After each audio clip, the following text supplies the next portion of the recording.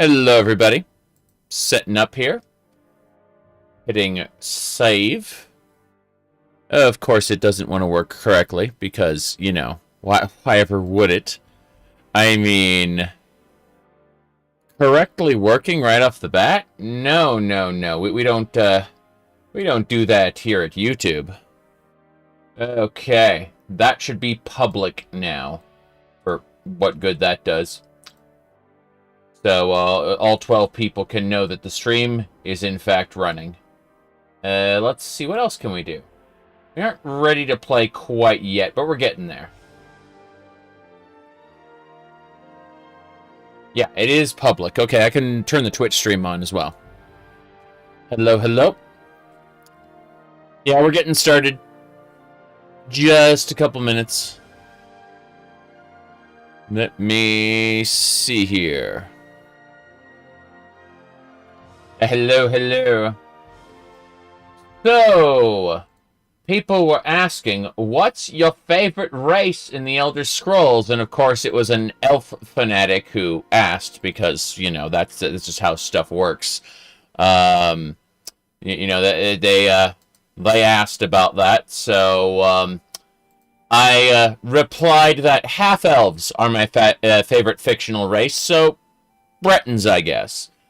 When it comes to culture, though, it's dark elves, obviously, because it comes down to the quality of the writers, right? Morrowind had quality writers that, unfortunately, were either mostly detached or completely gone by Oblivion's time. And, but I do mention that I do play a lot of Altmer, and that's mostly due to Skyrim counterculture. As in, you know, Nords hate elves, and high elves, you know, are the snooty kind of antithesis of Nords. I mean, it should be Dunmer, should be Dunmer, but they kind of forgot about that in Skyrim. All those ancient hatreds kind of got forgotten about in 200 years. My goodness, have you met Todd Howard in person? I'm pretty sure I was in the same room as him, but I, to my knowledge, have never met him unless he was in disguise. Maybe there were like two Todd Howards in a trench coat. I may have met them, you know, because recent reports about his height indicate that he's been exaggerated this whole time. So I might have met two Todd Howards in a trench coat once. Let me see here. But no. I probably been in the room with him at least once. Does that mean anything? No. But it's a case of I have met other former Bethesda employees. Let me see here. As a true, your landlord went on a crazy adventure with Vivek and Michael Kirkbride. Which landlord? Honestly, we've moved like 3 times in the past decade. Mostly because of family. You know, want to be closer to them. And where family ended up living was not where we thought they were going to live. So, you know, irritating. But, no. Michael Kirkbride's Bizarre Adventure. I'd watch that show, for sure. Yeah. Anyway, let's see what else we got. Close that. Things running in the background. I just need to double check. Let me see here. Their ancient disagreements were forgotten about. Yes. That's what I'm saying, though. Like, it's just like, they condensed all of those ancient hatreds down to, like, 2 racist dudes in Windhelm. You see what I'm saying? Like, you know, like a systemic cultural problem has been filtered down to like your angry uncle, you know? Jeez. You only have to deal with him at Thanksgiving, otherwise.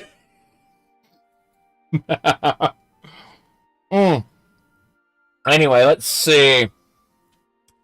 What else we got? What else? So much nonsense running in the background.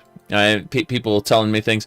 The moment I get onto a stream, that's when everything said muty. Okay, let me try to fix the mic. Might work, maybe not. Who knows? This is the unfortunate reality we live in, is that microphone needs to be tuned, and who's going to tune it? Not me. I'm fucking lazy. So, give me a sec. All right. Looks like... Oh, God. That's awful. Hold on. Let's try this.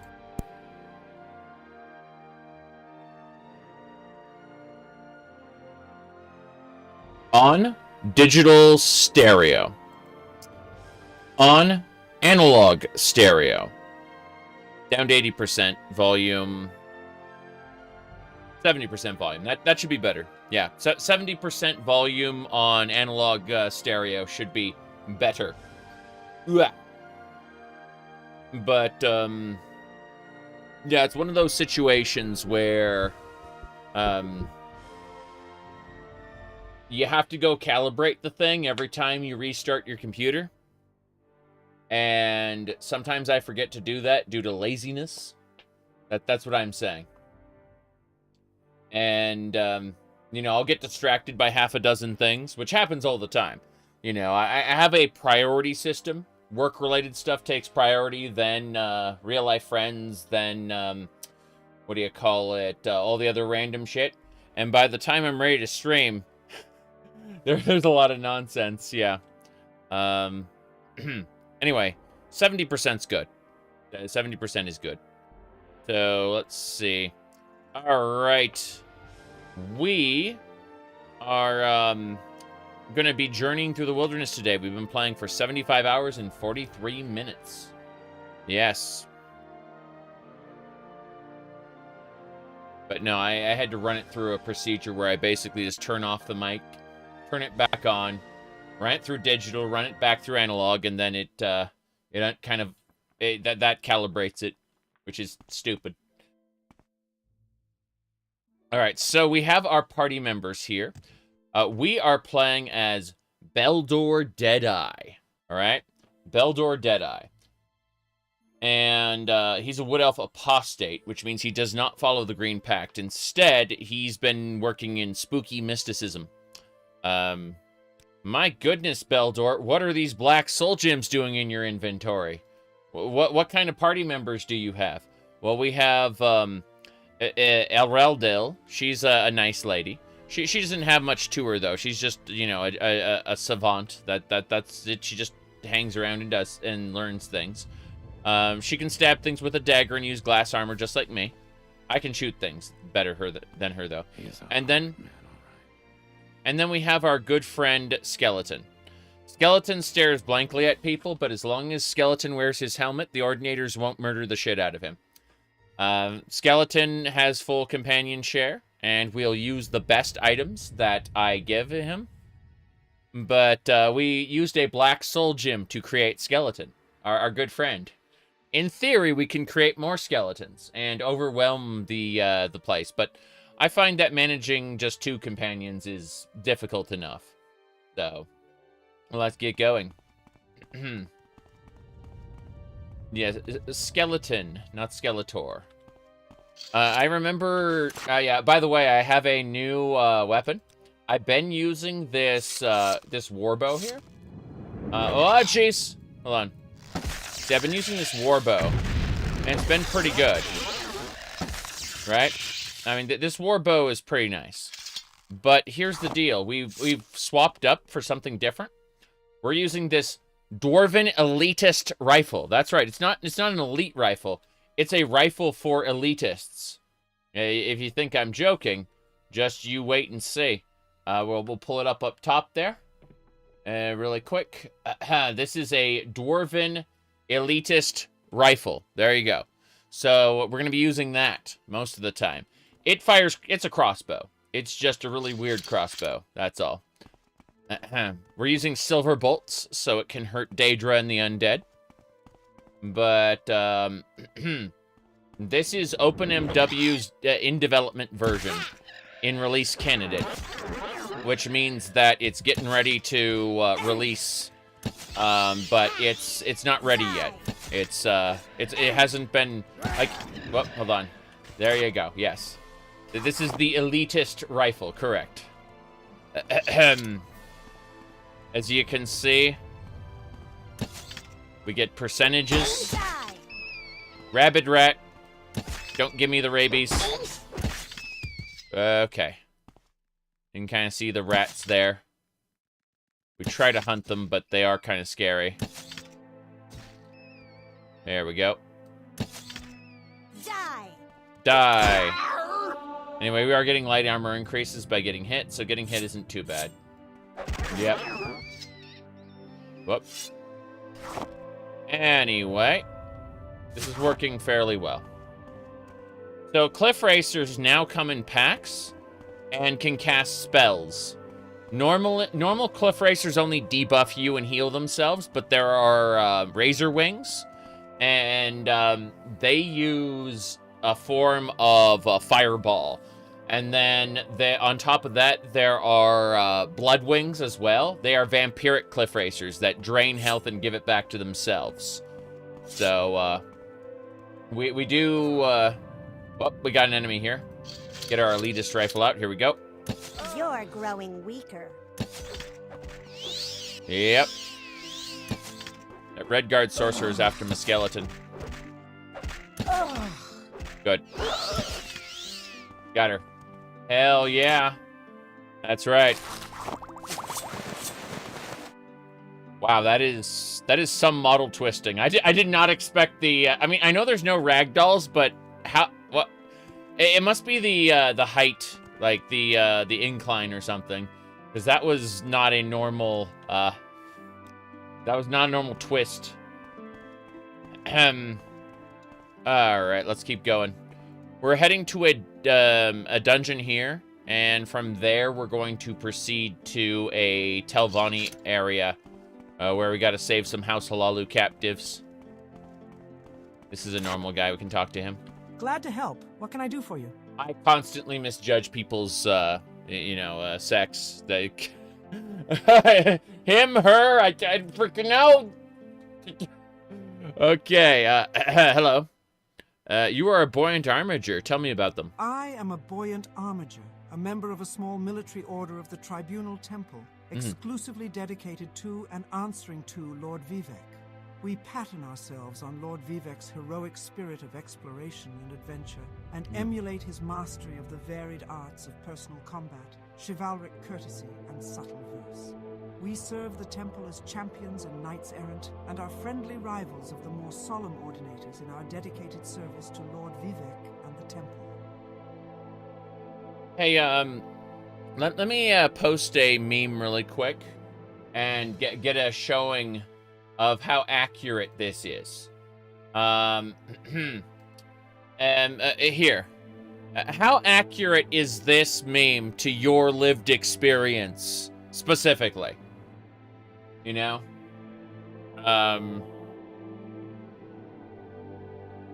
Anyway. Let's get going. Now that we've shown that off. Okay. User interface, it works fairly well. Yeah. Sure, go ahead. If you want to improve a skill you're terrible at, it's worth paying for a little training. Yeah. Just to get you started. That's right. Sure, you can teach yourself, but it can be slow and frustrating. This is most players. This is most players right here. Yep. You got a snow day. Last 2 days have been super snowy. It is no longer snowy. It is just icy. So, we're not going out. We're staying in. But, everything's been pretty good. Yeah. The snow froze over last night and became ice. It's great. No, the major changes are obviously, the Souls-like UI at the top, which is actually a good way of expressing health, stamina, and magicka. We got our party frames, and most importantly, like, the minimap is actually part of the vanilla game, so no big deal. Other than that, what skills would I like? I'd like Thaumaturgy back, I think. I'd like an implementation of Morrowind crafting that works in OpenMW. Because Morrowind crafting is good. It's just, you know, it's script extender locked. And I'd like to see it compatible with an engine that basically never crashes. Okay, so yeah, she's a Buoyant Armiger. We'll just ignore her for now. I need to turn on my Sacred Necromancer hood. Where is it? There it is. Cool. So, it turns off, and then it turns back on. No problem. Alright. You were born in Castle Rock, but you moved to NC at 13. Ah. Now you teach English in Taiwan. That's cool. Let me see here. Natural growth and decay. Not the old version, Natural Growth and Decay. We have an in-development version now. NGC, sorry. Yeah, NGCD. I could have sworn it was here somewhere. There it is. It's you have to get the Lua edition. And then you can do all kinds of manual stuff. So, skills cap at 1,000. Skill progression drops by a half. By the time you get to 100, and then it continues to decrease in terms of speed as you level up beyond 100. And let me see what else we got. Attributes can go to 1,000. Let me see. More importantly, we have a setup where our health is tied to our endurance in real time. Meaning if our endurance gets debuffed, then our health goes down. But if our endurance gets buffed, our health goes up. It is a real-time calculation, not a on-level-up calculation. So you can temporarily buff your endurance to buff your health and so on. But we've got a lot of other stuff we've done as well. That's a level 2 skeleton. It's no big deal. We have our stats set to slow progression, so we are actually weaker than a min-maxing player, and that is by design. Yep. My goodness, you live in California? It's freezing cold? Oof. Yeah, Southern California has it rough right now. Pacific Palisades is kind of gone. But at the same time, apparently a lot of eucalyptus got imported because it has heat resistance. It's crap, it's a parasite. There we go. Cool. Let's see. Sean, thank you for gifting that sub. I appreciate it. Okay. There we go.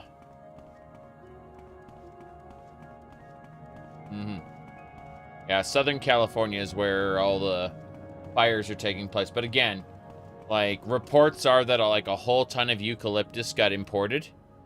And, like, you know, a few generations ago. And now it's exploding. Literally exploding.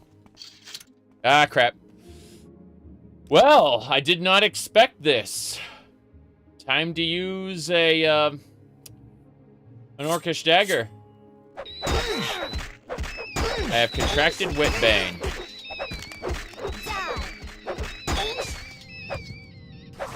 Yeah. Frickin' rabid rats. Rust rats. Rats. More rats!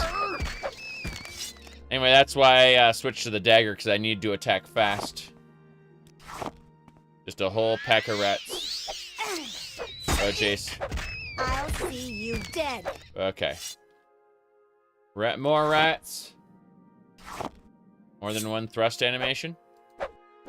Yeah. I've got, here, hold on. I'll do the mod list thing there where the bot will eventually post it. Yep, there you go. Okie dokie. Let's keep moving. I hear more rats over there. Do not trust them. Actually, hold on. Where is that rat? There's the rat. Okay, I'm going to use power called Suck 3. Yeah, there it is. And that will drain health. There we go. Wood beetle. Damn.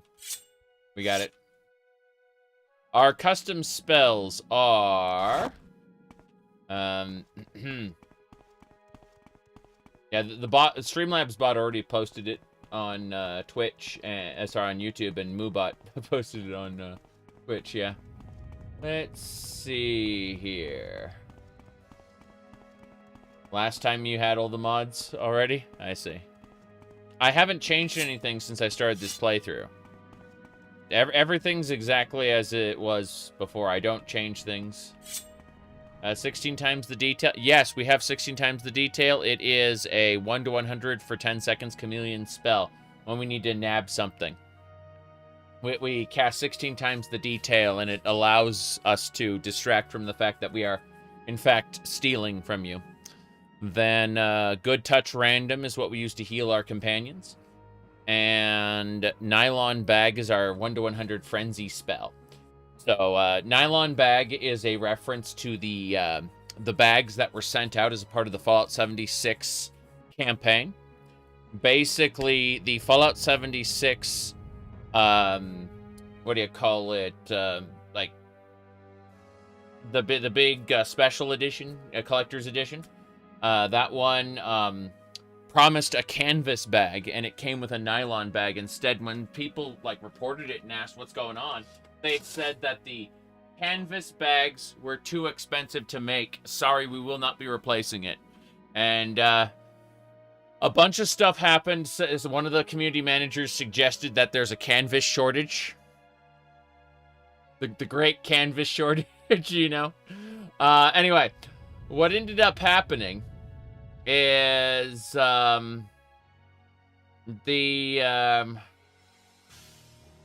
do we call it? Geez.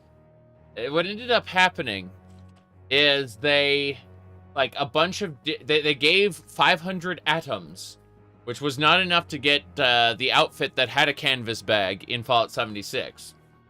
Like, the digital version of the canvas bag was more expensive than the atoms they were giving.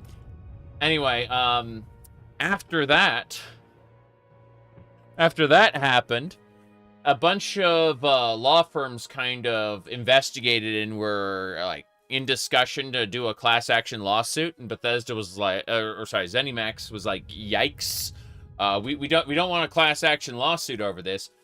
So they went ahead and they accepted, if you just go ahead and send them your name, address, credit card information.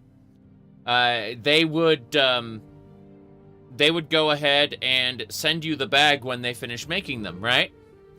And then there was a bug in their process, right? In their website that gave, like, all the random people admin access. It gave all the random people admin access, meaning that they were able to read those submissions.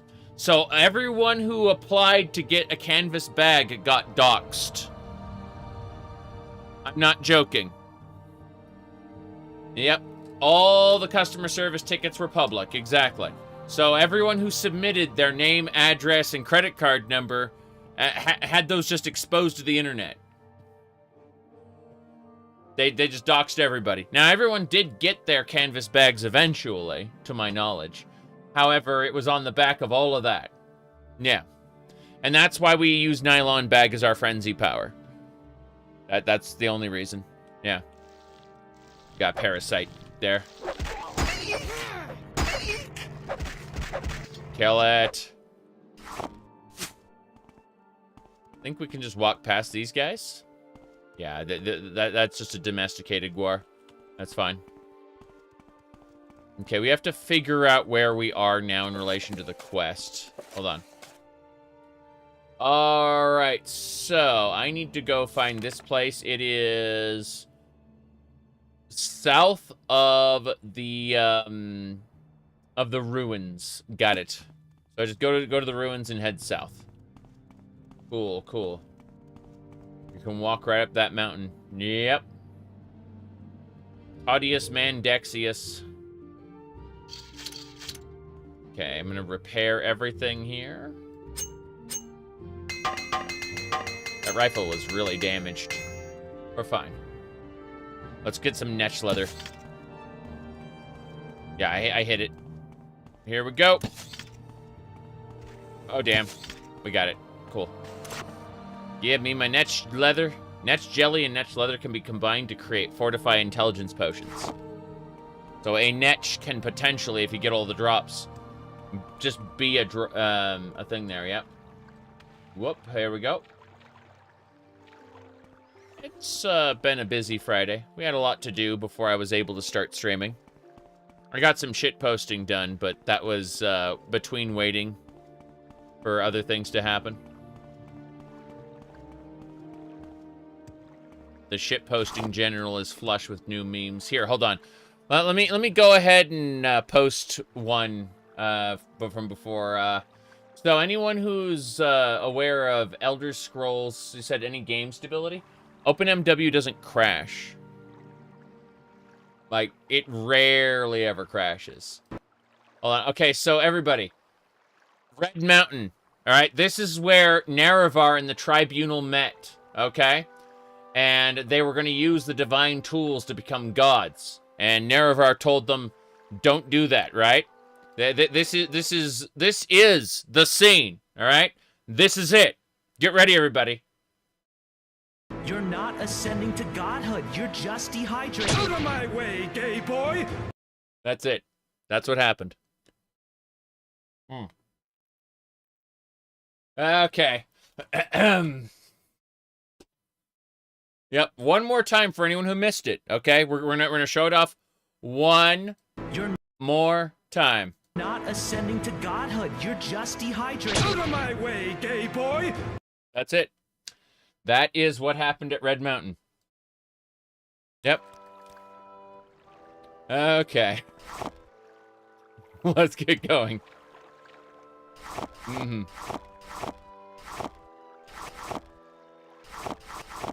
Yeah, that's canon.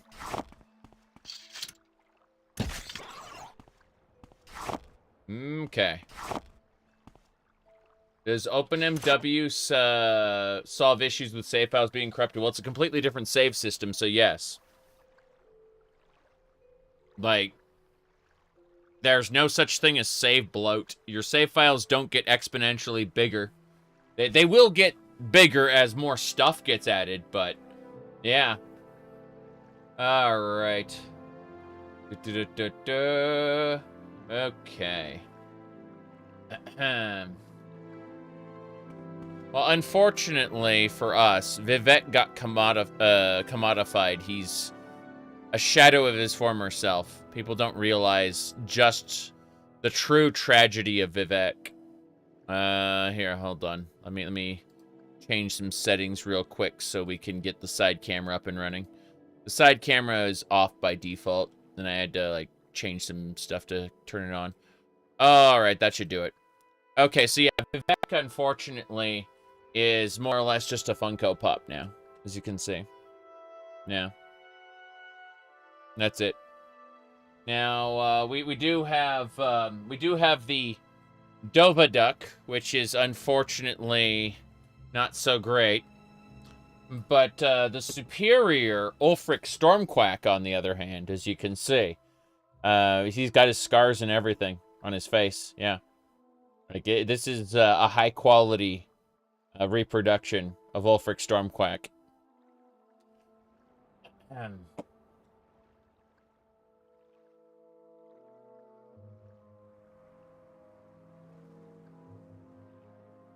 Okay. You see, I got a lot of other nonsense around here. You know, what do you call it? The latest thing I got was this hand. It's a, it's actually a controller stand. So, you know, holds your controllers. I got it mostly because it looks like one of those breach hands from Path of Exile. And I freaking love Path of Exile. Yeah, that's about it. So, that was the latest thing I got. People frequently ask me if I've got any new Genshin stuff, because, you know, I've got like a, you know, an Amber and whatnot. But as I keep saying, it's official that I will probably never play Genshin again. Mostly because after I finished exploring the world, it then asked me to grind resin every day, like a job. And I said, no. But I do still have the IKEA shark here. So, anyway, let's get going. Yep. Grind waifus for money. Well, I mean, I can... What do you call it? Jace. Let me pull this up. So, I can show you from Fate Extella. What do you call it? It's on my my perfectly normal Steam profile. As you can see, there's nothing wrong with the Steam profile here. Oh, you're talking about the heart? I have the heart right here. Hold on. The like, okay, so what we do is we do this. Come and look upon the heart. We got the heart right here. What about it? We keep it in a treasure chest. Yeah. We keep it in a treasure chest. No big deal. Yeah. Now, let's see. Well, I had another one. You're talking about... Hold on, let me see. I have a variety of things here. Jace. They're everywhere. Okay. I mean, most of our Christian goals align with... in the form of demon slaying and vampire hunting. Which we do. Like... We do kill demons and hunt vampires. That's true, okay? That is normal. Alright? Perfectly normal. You know, it's either that or, you know, press F to pay respects. One of those two, you know? Let's see. What are you talking about? Yeah, it's the Steam profile, perfectly normal. Yep. But if we go down here, you can see the Tamamo, right? Like, this is where things get a little difficult to explain, because people will see, you know, my Tamamo, and then my other, Tamamo, and then, and then my, you know, other Tamamo, and it's just that I've got Tamamos, and people will be like, oh, that's your waifu, they will say. And then I post this, and people get people get a little confused, where I will show off figurines, and then simultaneously show this. And that's because, unfortunately, my like of certain figurines does not replace parts of my real life. I know, crazy, right? Yeah, exactly. It's what was the other one? It was the Darth Vader. It was yeah. How can you have hobbies? Exactly. Your feelings for her are not real. They are real to me! There you go. Yep. One more time. Your feelings for her are not real. They are real to me! There you go. Okay. So, our agility is being drained by the Witbane disease. I thought Witbane would drain different stats, but Let's get a cure disease potion. Cure common disease potion. And we have cured the disease. We are fine now. This is good. This is very good. Alright. Sometimes life seems like a cartoon. It's true. It's true. But, no, I can show you my favorite figurine out of, like, all of my figurines. My favorite one is Barrow Keetir, the Void Trader. He's a bobblehead. The wait is over, Tenno. Barrow Keetir has arrived. I only accept one currency, Orican ducats. Yeah, Barrow Keetir. I mean, we got Y'shtola, we got Venti, Fischl, Zero, you know, all the different Samuses. Two Zeldas. Oh boy, I had this Zelda for a while, the Twilight Princess Zelda, which is honestly my favorite Zelda because, you know, she actually has a well-defined face. But then there's the Wind Waker Zelda, who's kind of nice, I guess, sorta. I think Tetra's better, but, you know, 'tis what it is. You know, we got, what do you call it? Trevor Belmont, Rector Belmont, next to Cloud Strife, Princess Peach Daisy, you know, big Princess Zelda there in the side. I got a Lich King here, and I got a billion Funko Pops, but they were mostly given to me, so. Is that a black Yoshi? Yes, yes, this is the very specific Yoshi that is my favorite, is the black Yoshi. That's right. And we got a creeper next to it. We got a creeper, and then there's Rodimus Prime here, holding the Matrix of Leadership. You can kind of, yeah, make that out there. It's the post-Optimus Prime death hero, basically. He, after Optimus Prime dies, Rodimus takes over. Yep. Let me see here.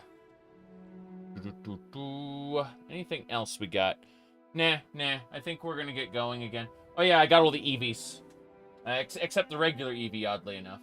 My wife has an Eevee plush, but that's a different matter. Yeah, this is a basement.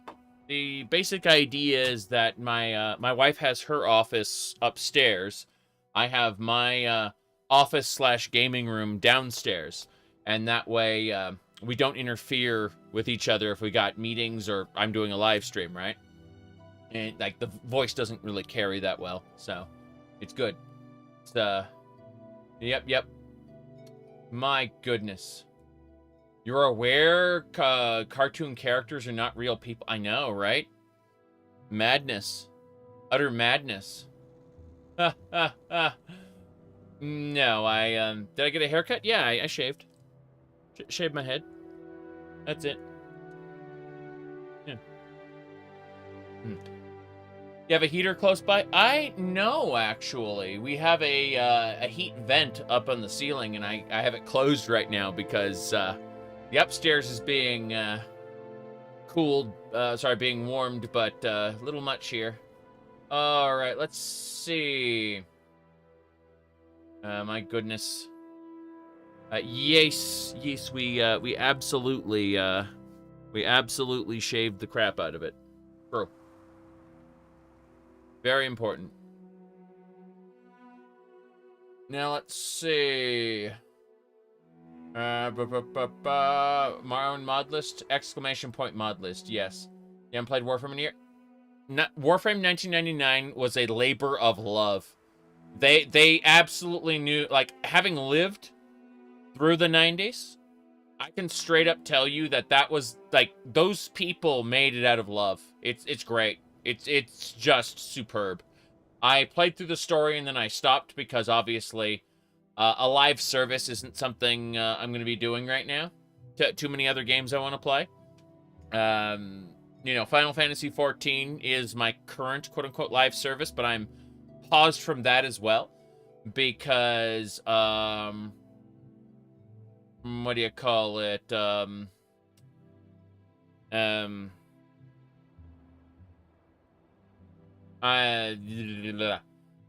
just waiting for there to be a new big patch at the moment.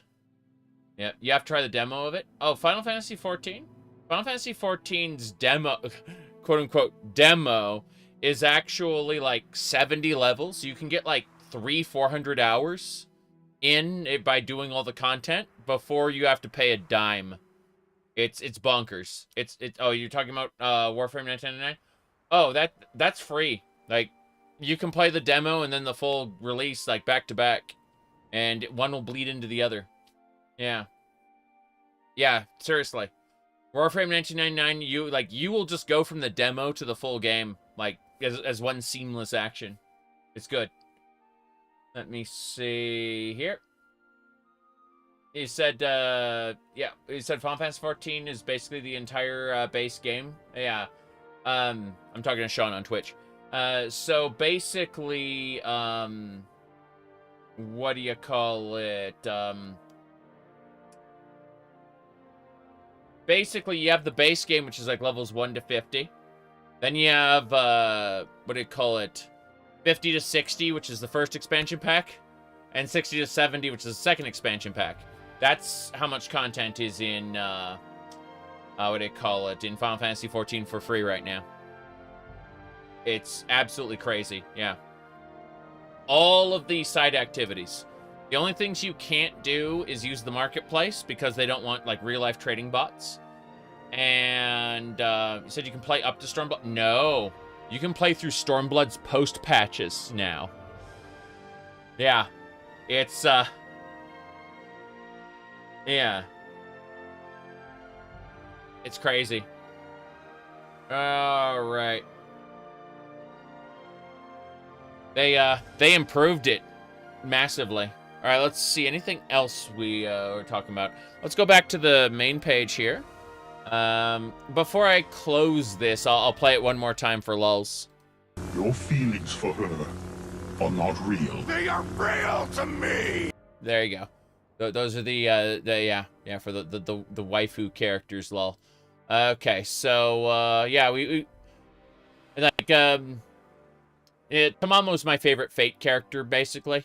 I didn't know that until I'd played Fate Extra and Fate Extella, but it turns out that is the case, yes. But Fate is also not that big a part of my life, so while I may disproportionately talk about it, I don't have a lot else to say, especially to great Grand Order fans, because I don't play gacha games at all, basically. It's a case of I played Genshin to explore the open world, but when I finished the open world and it started to say, you have to log in every day to upgrade your characters, I'm like, no. And so, again, I have little Venti figures and Fischl figures and Amber figures, but outside of liking the characters, no, I ain't touching that shit. I prefer to waste my time in single-player games that I mod, lol. Speaking of which, one more time before we close this. This is what happened at Red Mountain. You're not ascending to godhood. You're just dehydrated. Out of my way, gay boy! That's it. So, that is what happened at Red Mountain. I have that in the Microsoft Bethesda shitposting channel of my Discord server, if you are so inclined. I think that's about it. Yep.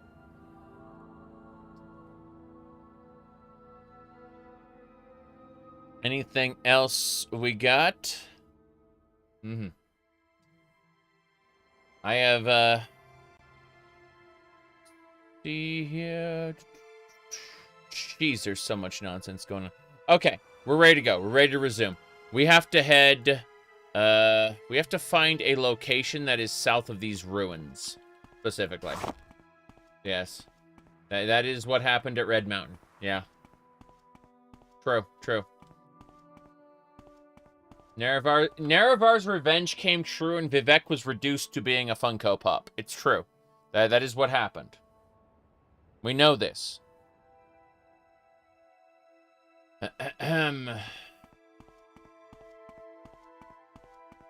Okay. Yeah. Oh, jeez. Cliffy Racer. Eek! Where did my skeleton end up? I need to enter a dungeon and exit so that they get teleported to me. Let's try to find the entrance to this dwarven ruin. Look at the local map real quick. Nope. Uh-huh. Even more canon than the Skimpy lore. Hey, I like the Skimpy lore. My goodness. Doo-doo-doo-doo.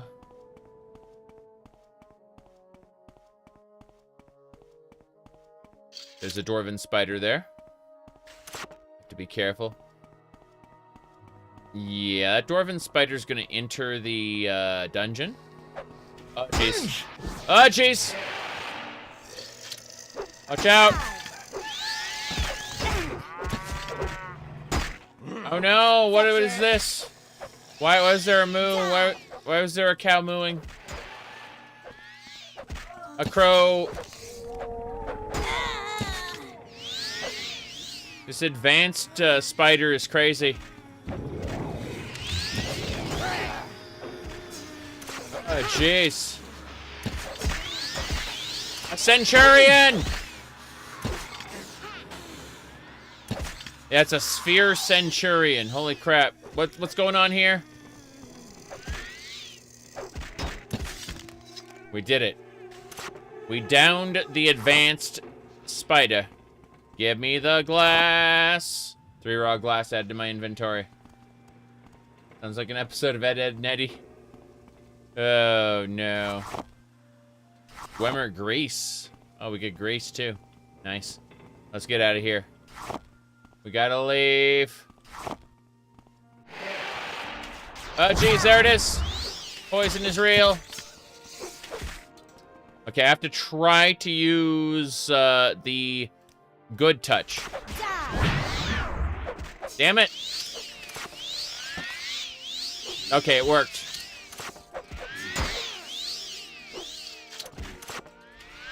Damn it.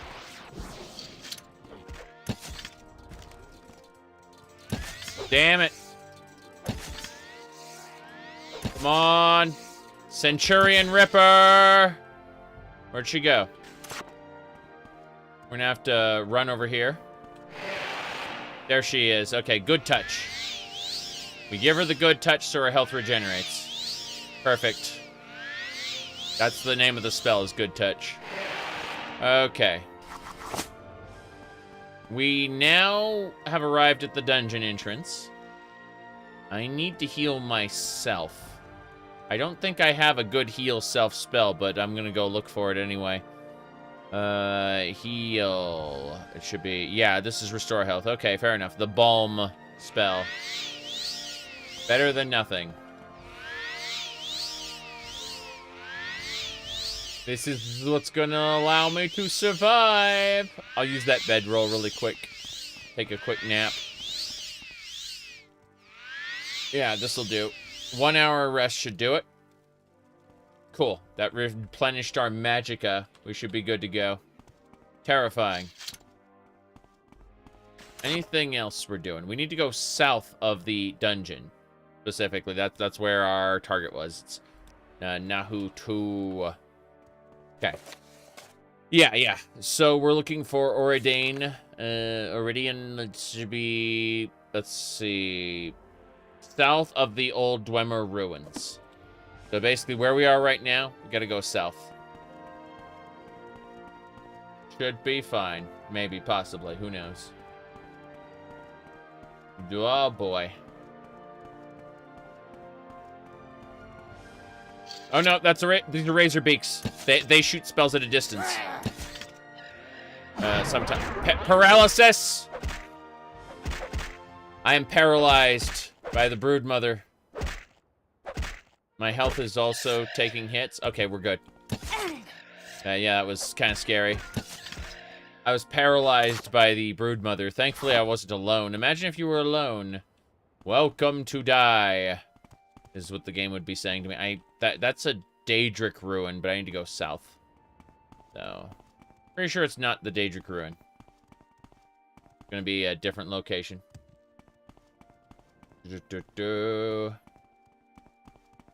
Let me see. Someone was asking about the weaponry.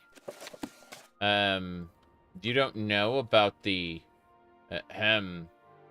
it's a very normal weapon, as you can see. It's a yeah, there's nothing out of the ordinary. This is just what you expect from the Dwemer, you know?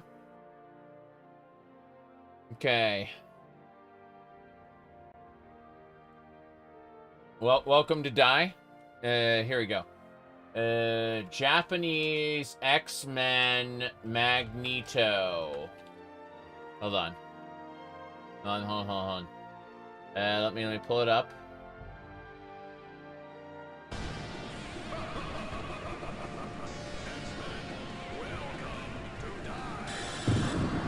There you go.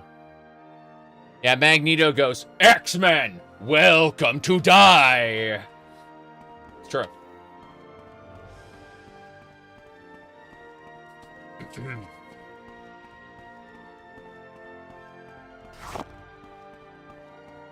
My goodness. What happened to you, man?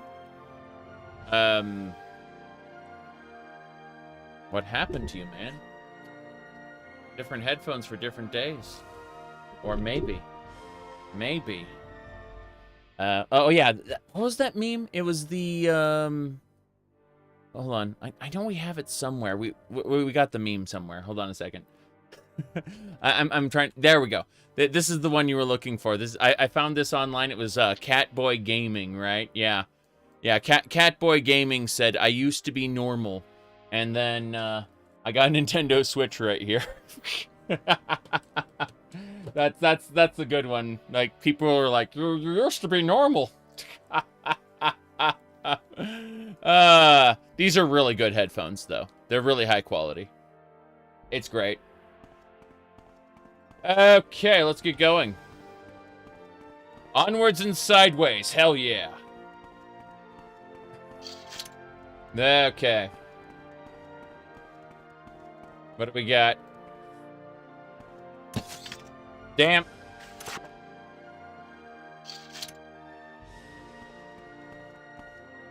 Morrowind glass armor. Yeah, we got glass armor. No problem here. There we go. But let me see here. You bought the same HyperX headset? Hold on a second. I got the let me pull open the thing here. So hold on. Okay. I got the box right here. This was a gift for last Christmas. It's a Yowu Selkirk. Yeah, it was a gift for last Christmas. It's really well done. Like high quality sound, very comfortable.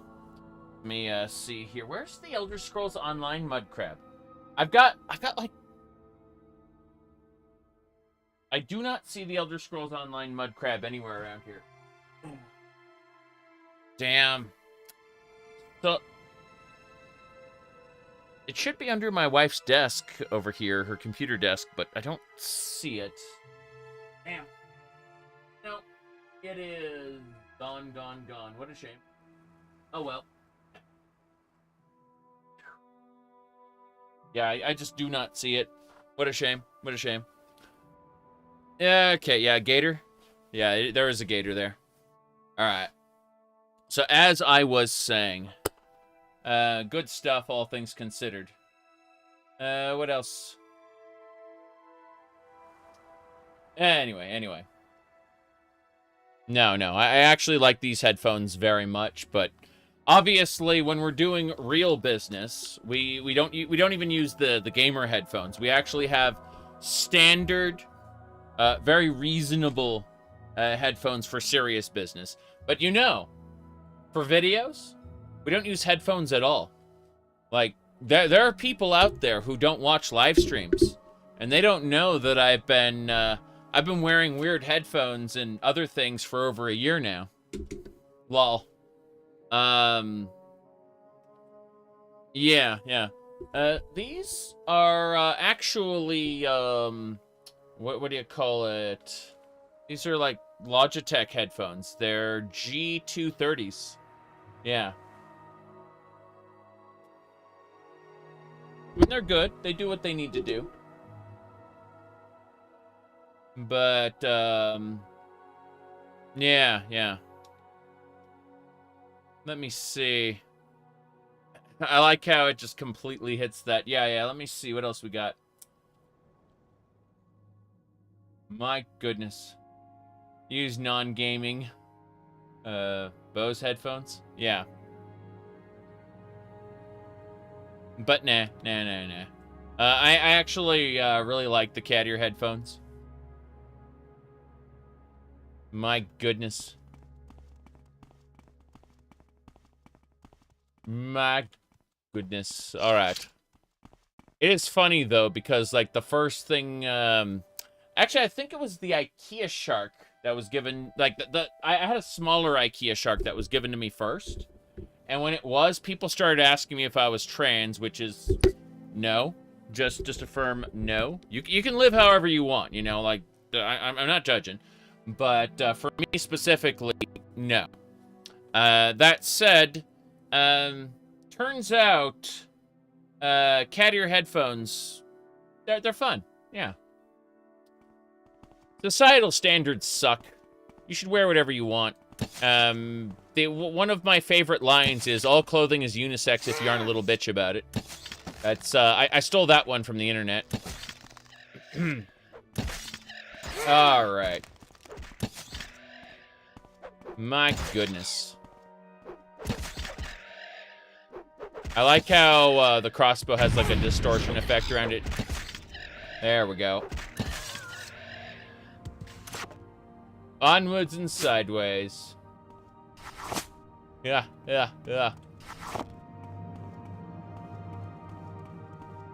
Sorry, Burke, I have a wife.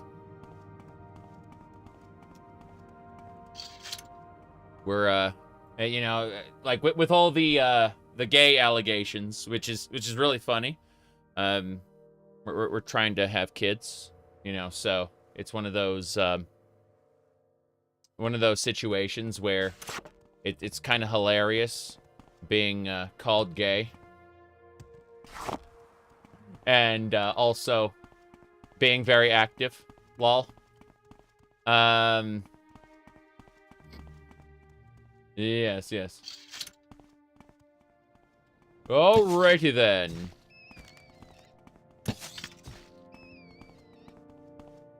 Okay. Snowing in your area for the first time in 3 years? Yeah, I get that. I really, I mean, when I was in California back in the day, admittedly, how do I phrase this? I did not, I didn't think it would snow, but we ended up getting, like, a light dusting, in Southern California. Like, back in the, greater LA area, you know, the San Fernando Valley. Oh, it was very interesting because we let the cats outside, and they were like, "What the hell is this?" Tap, tap, tap, tap, you know? It was really funny. Let me see here. Yep. My goodness. You said, you get that a lot? You've never gotten that vibe, and you're bi?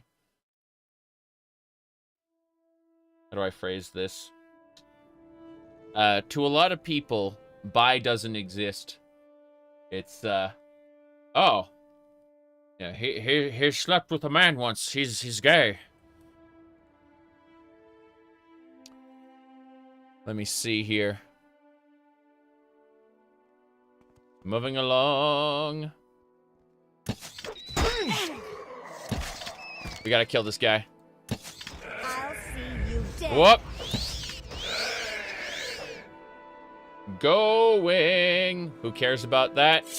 You'd be surprised how many people have expressed in absolute derangement over it. Now you're going to get it. Man, I just like making fun of societal norms for the most part. It's fun.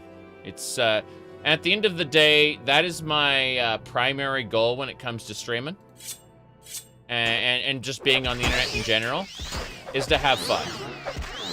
That is my super secret agenda. Yep. My super secret agenda is to constantly have fun. That's what we're doing right now, is we've stopped these Kagooties in their tracks. Hell yeah. Yeah, I pissed off somebody really bad when I explained that I'm what do you call it, on the internet to have fun, and that his culture war didn't mean anything to me. And he went on like a 16-page ramble about it. It was really funny. I wouldn't know about the ramble because I blocked him almost immediately, because I was just like, I don't need this shit in my life. But someone else linked it to me where he went on a big ass, he like basically wrote an article in tweets about me. And how, you know, yeah.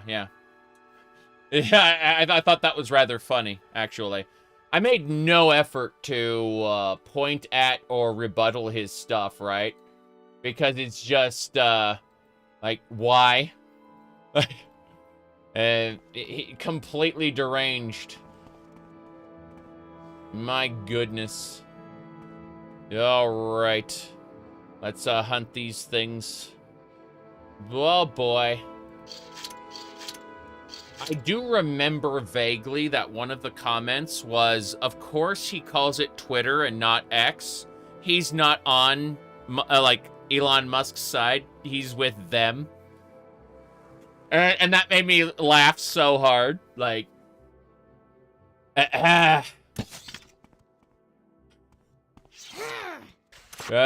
here we go. We got Kagooties to fight. I need to drain health. Jeez, they killed him so quick. Hold on. Rest here.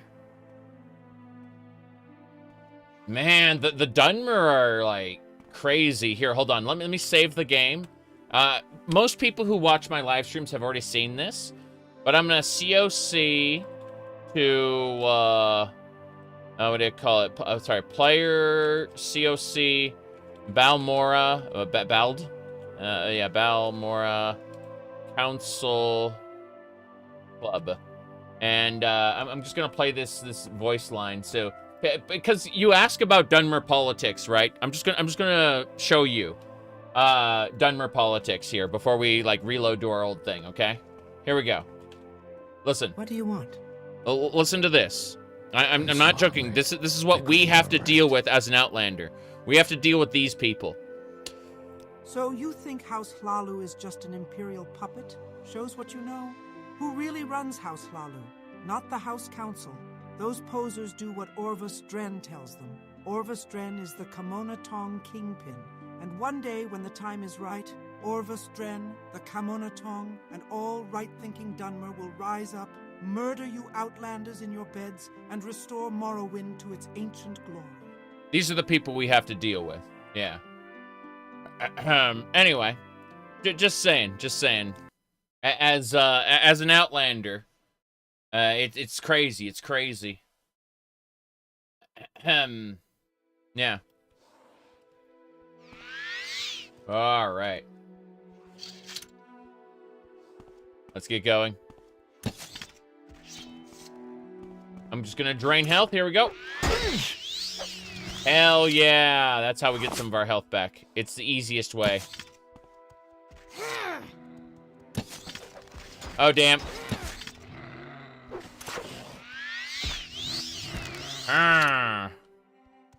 Okay. We got a lot of Kagooties to hunt here.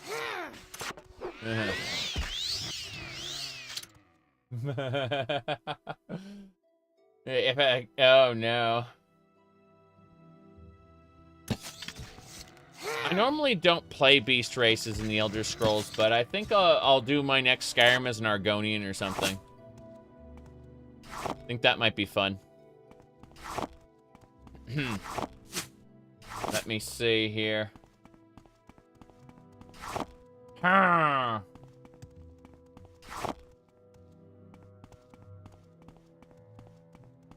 But yeah. So a lot of people underestimate Dunmer culture and what you as the Navarrete have to deal with. Like, remember, most people don't actually read the dialogue. They just kind of skip over to the main quest and play it.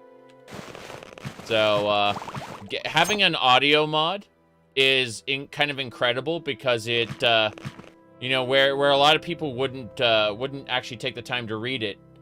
It's kind of insane how effective that is. Yeah, it's pretty cool though, because like Dunmer culture is so well fleshed out. I actually appreciate it quite a bit. A lot of people, you know, will moralize on it one way or the other, or they'll ignore it, not having noticed it. But I notice it, and I think it's really cool that it's that thought out. Morrowind itself doesn't have an agenda, but the people in Morrowind absolutely do. And they are conflicting agendas, which is really awesome. I think that it's a very well-realized fantasy sandbox, and I appreciate it for being that.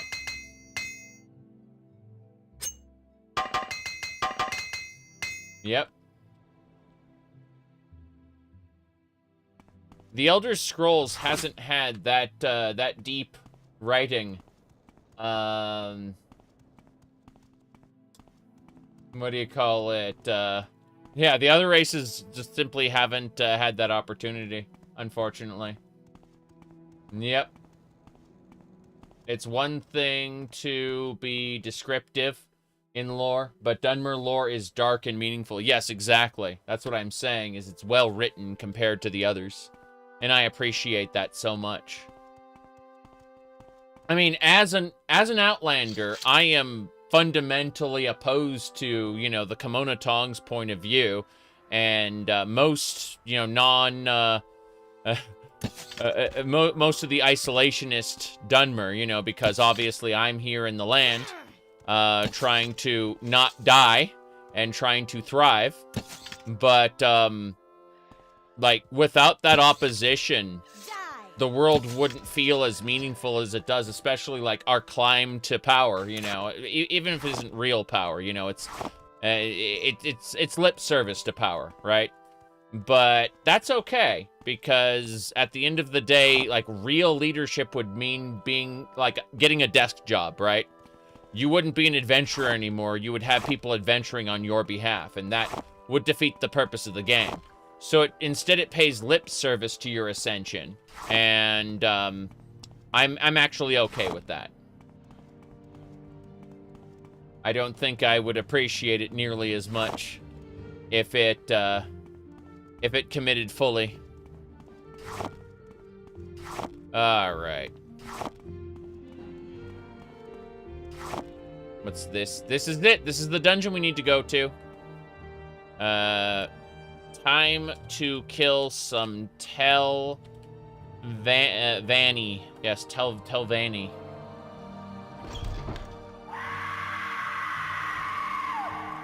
This is a nice place. It's great. Happy to be here. Yeah, okay. Raoul says, people even have the guts to moralize ancient empires without considering the historical context. Imagine a fantasy world. Yeah. Well, I mean, there are issues with, how do I phrase this?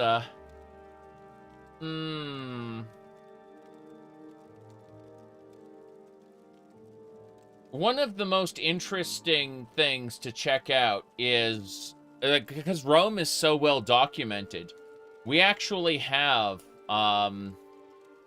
We actually have, like, documents written by people back then who straight up explain that, you know, it's essentially the West has fallen copy pasta, but it's done in Roman, and it's glorious how, you know, and this is before Rome even peaked, okay?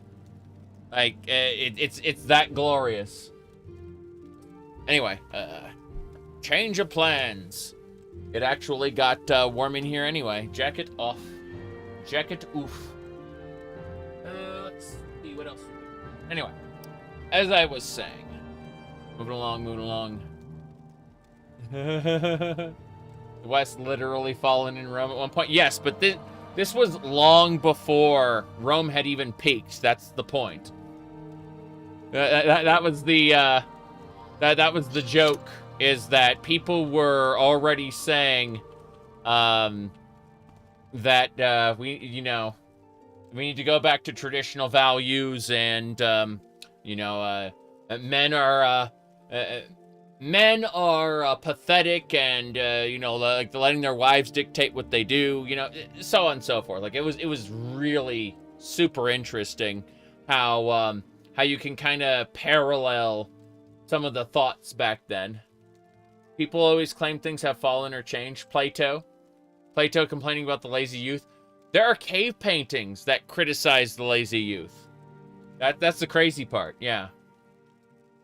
It's absolutely hilarious.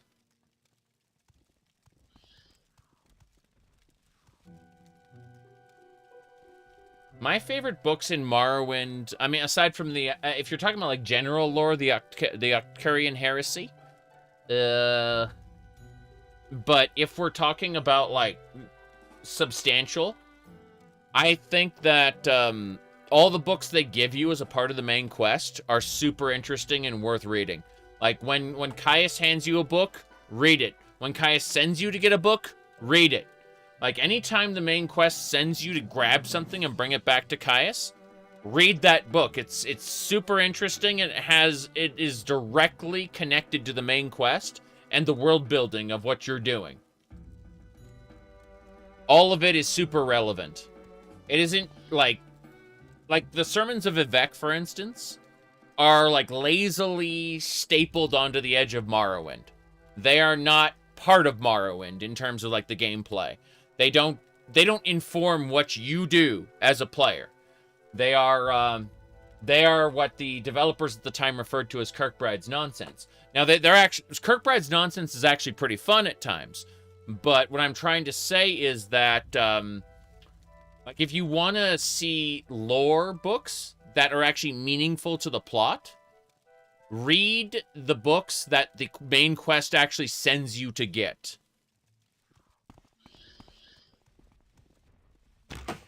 Trap disarmed. Lock picked. I need to get my crossbow back out.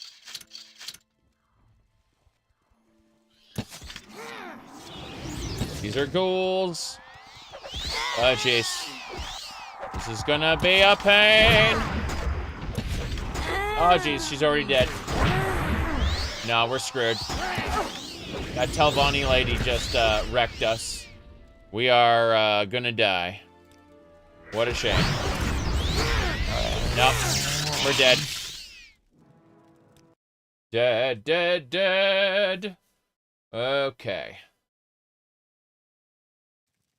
Anyway, we're gonna have you. Where's my skeleton? There's my skeleton. Okay. Orders. Stand in place. You. Training. We trained her up. No, we need to tell her commands. Wait here. Yeah. How can I help? I'll do what I can. So there, yeah. Exactly.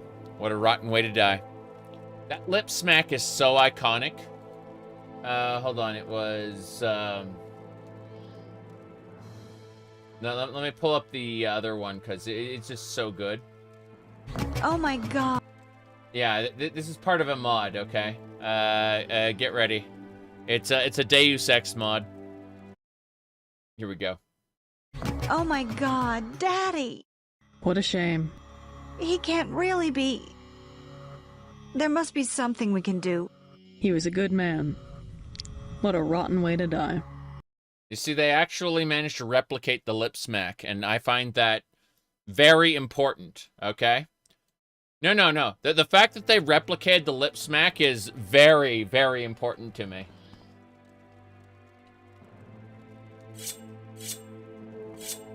Whether it's the original or some mod, that it has to be there. Period. Yeah.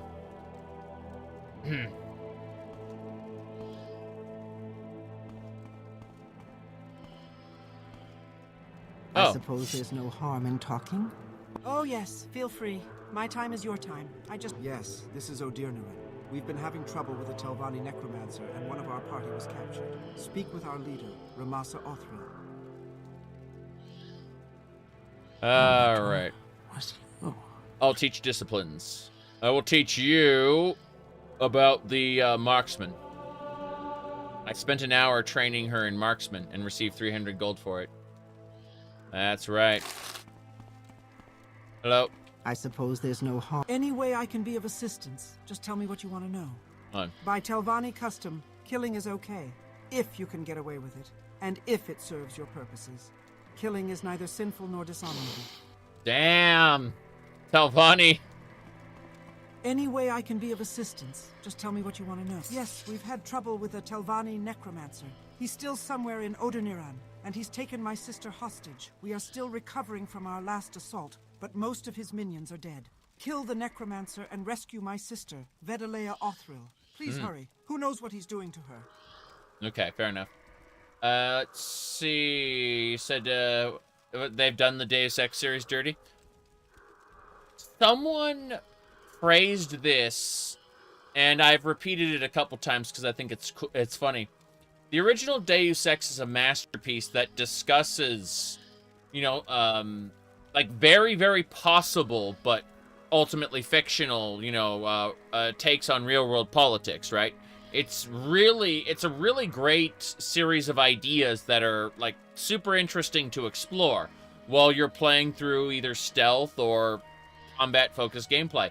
The stealth, by the way, was not intended originally. The game was built for action gameplay, and then they realized how hard it was. Like, the developers were having trouble getting through it, so they added stealth as an option for people who were just bad at the combat. And that ended up becoming its own playstyle. But, what do you call it? So Deus Ex is this magnificent game where you have multiple ways to approach things, and, you know, it touches upon real-world politics in all these super interesting ways, right? And then there's a new game, Deus Ex Mankind Divided, which asks the serious question, what if we had robot arms? Somebody said that, and I don't know, that comparison resonated with me. You know? You know, a deep exploration to politics versus what if we had robot arms? Anyway, I'm not saying that the newer Deus Ex games are necessarily bad games. From what I've seen, they are okay. But I like to meme that no Deus Ex games were actually made after the first masterpiece. That's my that's how I meme it, right? As a video game, it's okay. But, you know, like, when you compare that to what is arguably a masterpiece in the original, you just kind of go, yeah, it's shit. But that's only in comparison, right? If you try to play like Mankind Divided in a bubble, it's actually pretty good. Yeah. It's only in the comparison that it completely falls apart. And so it comes to like people who will play that as the first entry will be like, "What? It's a pretty good game, you know?" They won't understand the hate for it because they generally enjoy it. Not always true, but hey. Okay, we have to figure this out. We're gonna start with a Jink Blade and work our way over, I think. There's the Jink Blade. Okay. Gonna save under necromancer time. Yes. How does it feel to know death is near? Damn. Yeah, that hurts. Fair enough. I need to use not the Iron Spear. There should be an Orcish dagger here. There we go. Okay. Stupid. Damn. I need help, please! I need help, please. Get in here. Get in here. Whoop, bye.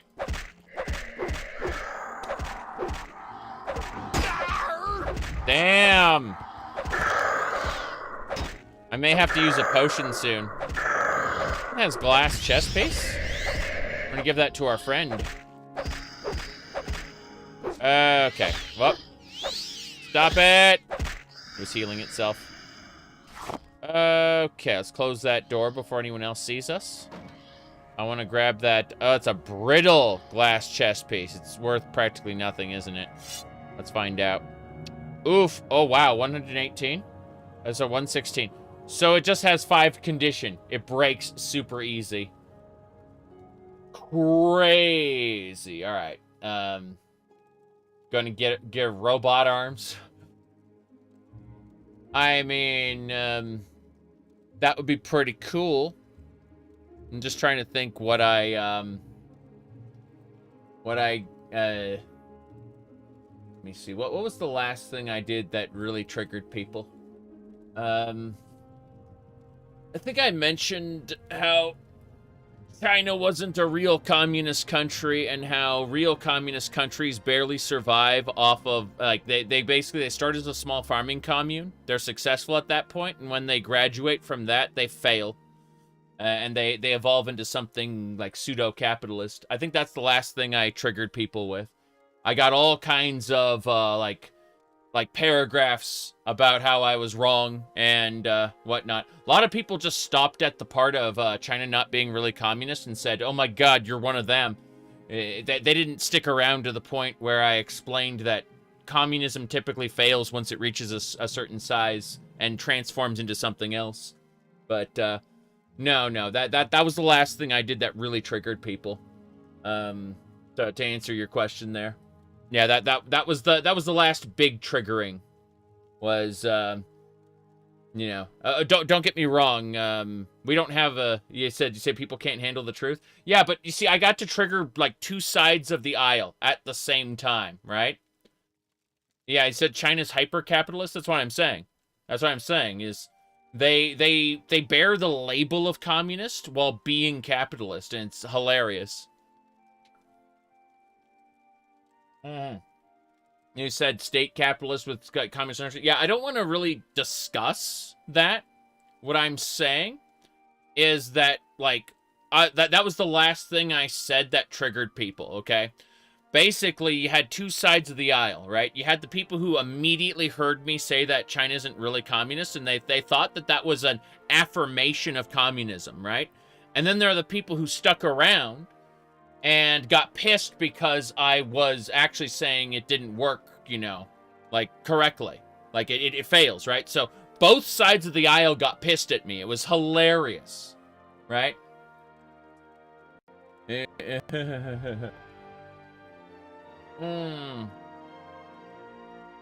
just saying, like, that was the great triggering, was, like, I do not have a solution to the economic realities of the world because I am a person playing video games.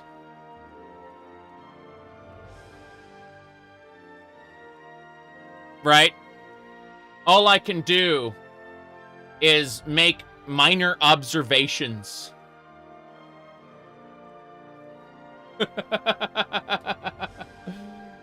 Yeah, I don't have a solution to this shit.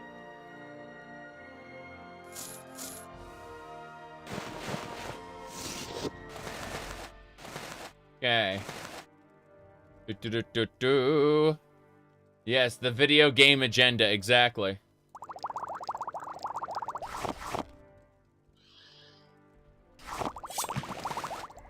You have strong beliefs? Yes. You don't get why people get energy getting mad at me? Yeah, exactly.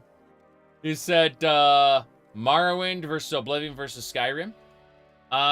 Okay. Skyrim has the best cinematic presentation, but its story is awful. Morrowind has the best world building, but its cinematic presentation is practically non-existent. And Oblivion is a nice mix of the two. Like, a little bit gets sacrificed.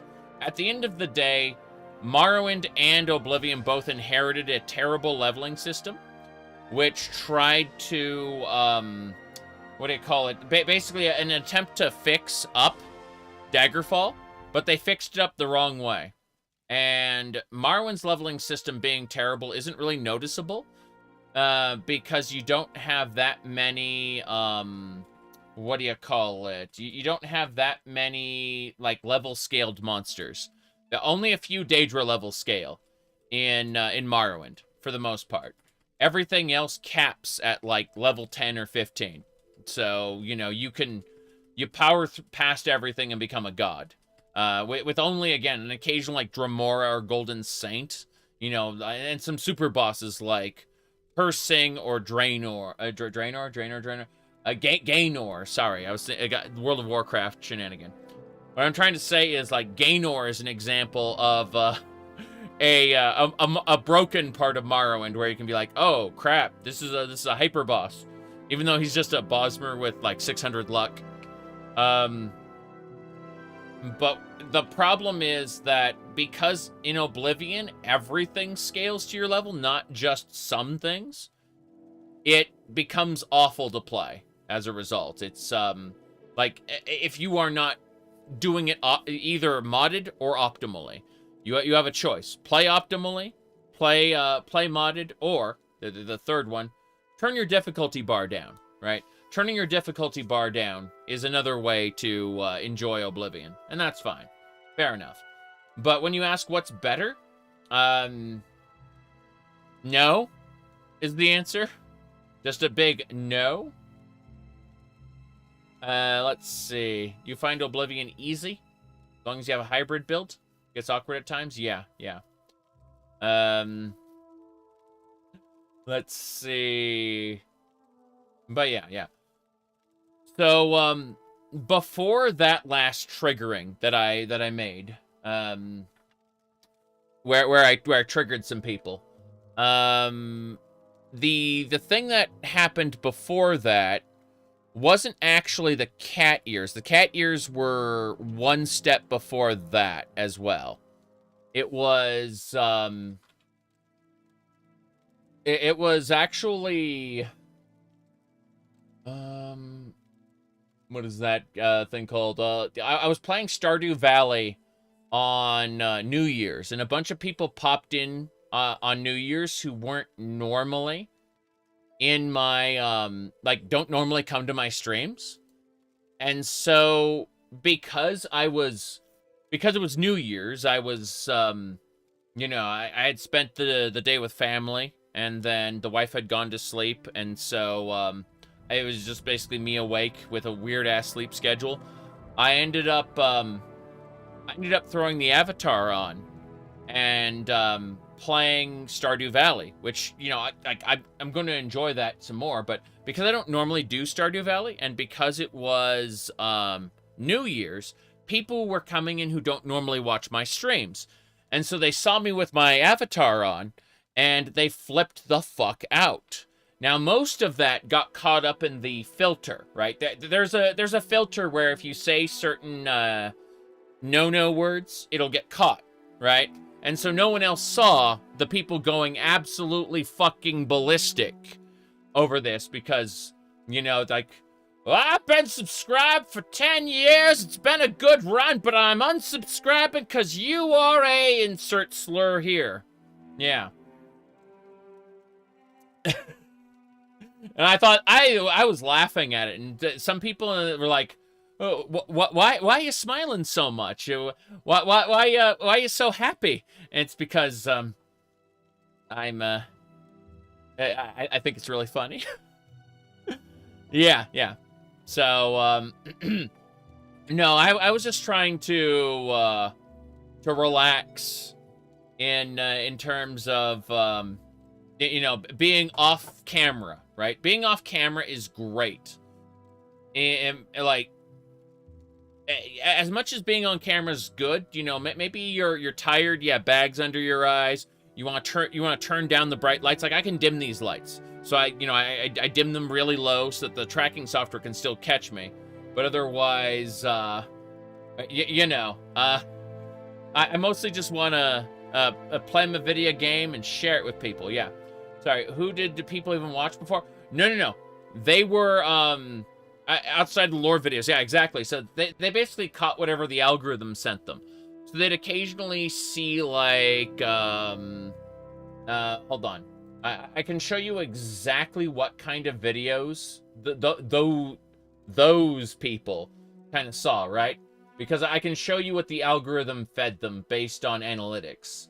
So if I go over to my channel specifically, I need to go, view your channel. There you go. Okay, I'm pulling it up. So if we go over here to videos specifically, like, they might have gotten the Fix Starfield, or I Own Apology to Lawrence Schick, or, you know, the Fallout TV show, or the generational, Bethesda's generational cycle, right? They may have seen things like this, the big videos, right? And, you know, like, I don't need headphones when I'm talking on a, in a rambling video. I call them rambling videos, by the way. So like, weirdos call them video essays. But I feel like academics everywhere are crying when I ramble into the camera for 20 minutes to an hour, somewhere in that range, and then call it a video, right? I'll get like 12 or 14 or maybe even 30 bullet points, and I'll ramble based on those bullet points. And then people will be like, that's an essay. It's really funny. Anyway, we need to actually leave and rest for a second here. How nice. I like it.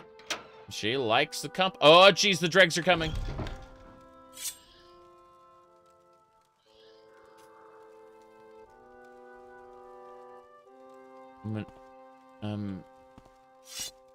Friend. Hail, friend. There are dregs out there. I'm gonna try to nap here. No, there's still enemies nearby. We can't sleep. There's no harm in talking. There is no harm in talking, but I needed to frickin'... Yeah. Let's go with these. I drank a potion that will fortify and restore. My goodness. Can you see how long someone's been subscribed? Kay, you have been subscribed for 11 years. Yeah. Or, rather, yeah. Sorry, you've been interacting for 11 years. Let me see. Alex, you have been interacting... You first interacted 11 years ago as well. Let me see. That is the first interaction, yeah. Let's look at... Nico, 14 years ago. Let's see. Jenkim, 2 years ago. Let's see. Mr. Chase, 9 years ago. So yeah, I can see how long people have been interacting with the channel. I can also see, like, the list of all their comments that they've made. So when I see someone say something particularly abhorrent, what I will do is, like, I can just look at what they've said across the entire time. And I'm like, oh, you've said nothing. I have no reason not to just hiding you from the channel forever. You know, not you guys, but, you know, people who are like, ew, you know? You don't remember when you started watching? Let's see, 12 years ago for you, LT. Let me see. Yeah. My goodness. Were people triggered over Jim Sterling? You know, it's kind of funny how people, like, react over the Jim Sterling YouTube channel because, like, why are people still watching? Their opinions have never changed. Like, the videos are exactly the same. It's the exact same video over and over again. Like, the CEO is lining the pockets of the investors. Okay, but I heard you say that 10 years ago, and 9 years ago, and 8 years ago, and 7 years ago. You know what I mean? I occasionally, like, I will one-off comment on how Skyrim's story is kind of garbage, but then I will move on to like compare it and contrast it to other games, and occasionally be like, but you can have these incredible mods, and new mods are coming out all the time. Yeah, I'm about a year behind in terms of mods, but hey, there's new stuff to talk about. Anyway. You're gonna listen to me in the background? Nice. Someone like Yahtzee? Well, I mean, Yahtzee does comedy, though. And he always comes up with new things to say. Like, Yahtzee doesn't do a proper review show. He does, like, he's just doing a comedy show. Yeah. And people who treat Yahtzee stuff like it's a review, I think they've got, like, improper expectations. He's there to make quips. If you actually listen to him do some of his longer form content, Yahtzee explains himself very well, I think. It's just that his most popular content is his quippy, make fun of stuff, you know? Let's see here. My goodness. Yeah, 11 years ago, exactly. It is pretty funny. Good afternoon. Leave the multimillionaires alone. Yep. But no, I can, like, if I click on someone who says something, even if they've already deleted their messages, I am able to see how many messages I or a moderator have deleted, how many times they've been timed out, how many times they've been hidden from the channel, because a lot of people get, like, semi-permanently hidden and then unhidden maybe, like, a few weeks or a month later, depending on what they are espousing, right? And a hide is interesting because what it actually does is it just basically lets them see that they have posted the thing, but no one else sees what they've posted, right? And that's for folks who are, like, extra politico. Like, there's a gigantic list of politico buzzwords that just kind of, like, get put into the void and no one else sees. Whenever there's an election, I take both candidates and I put their names in that list of politico keywords. And people will think that they're not letting me, you know, they're thinking that they specifically, their point of view, their side is being censored, when in fact I'm censoring the whole ass conversation from both ends, you know? But yeah, exactly. No. I've got some moderators here who don't tend to talk a lot, but yeah, it's interesting, nonetheless. Let me see. That's achieved by simply hiding them? Well, there are buzzwords that are hidden, and it just hides that particular message, right? And then when people, like, try to work their way around the filters, that's when we just permanently hide their whole account. Just say, fuck it, get out. You know?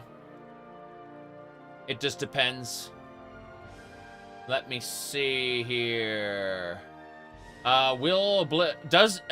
I believe the Oblivion remaster is real? No. If it is real, do I think it may tweak the leveling system? It might. It might. But what I do think is if the Oblivion remaster is real, which I don't think it is, it will have Creation Club. They will sell DLC. That's what they will do. They will sell micro DLC. Yeah. Yep. That's my suspicion. Okay. Buying horse armor for a second time? Oh, it's gonna be worse than that. They're like, people are gonna make mods and people are gonna sell it. Yeah. Yep. Let's go. You said they recruited modders? No, they don't do that. Whoop. Hold on. That Bone Walker is scary. The Ancestor Ghost is dead, but the, shit, my strength is damaged. Poison, Divine Energy. Yeah, I need to, restore? I don't think we have Restore Strength. This is a problem. That's a greater Bone Walker. That greater... Yeah, this Lich... Oh, jeez. He just keeps summoning. I'm over-encumbered. I'm dead. Like, the moment I hit the over-encumbered rate, I'm gone. I'm just gone. Yeah. I guarantee you that they will not, like... The reason they have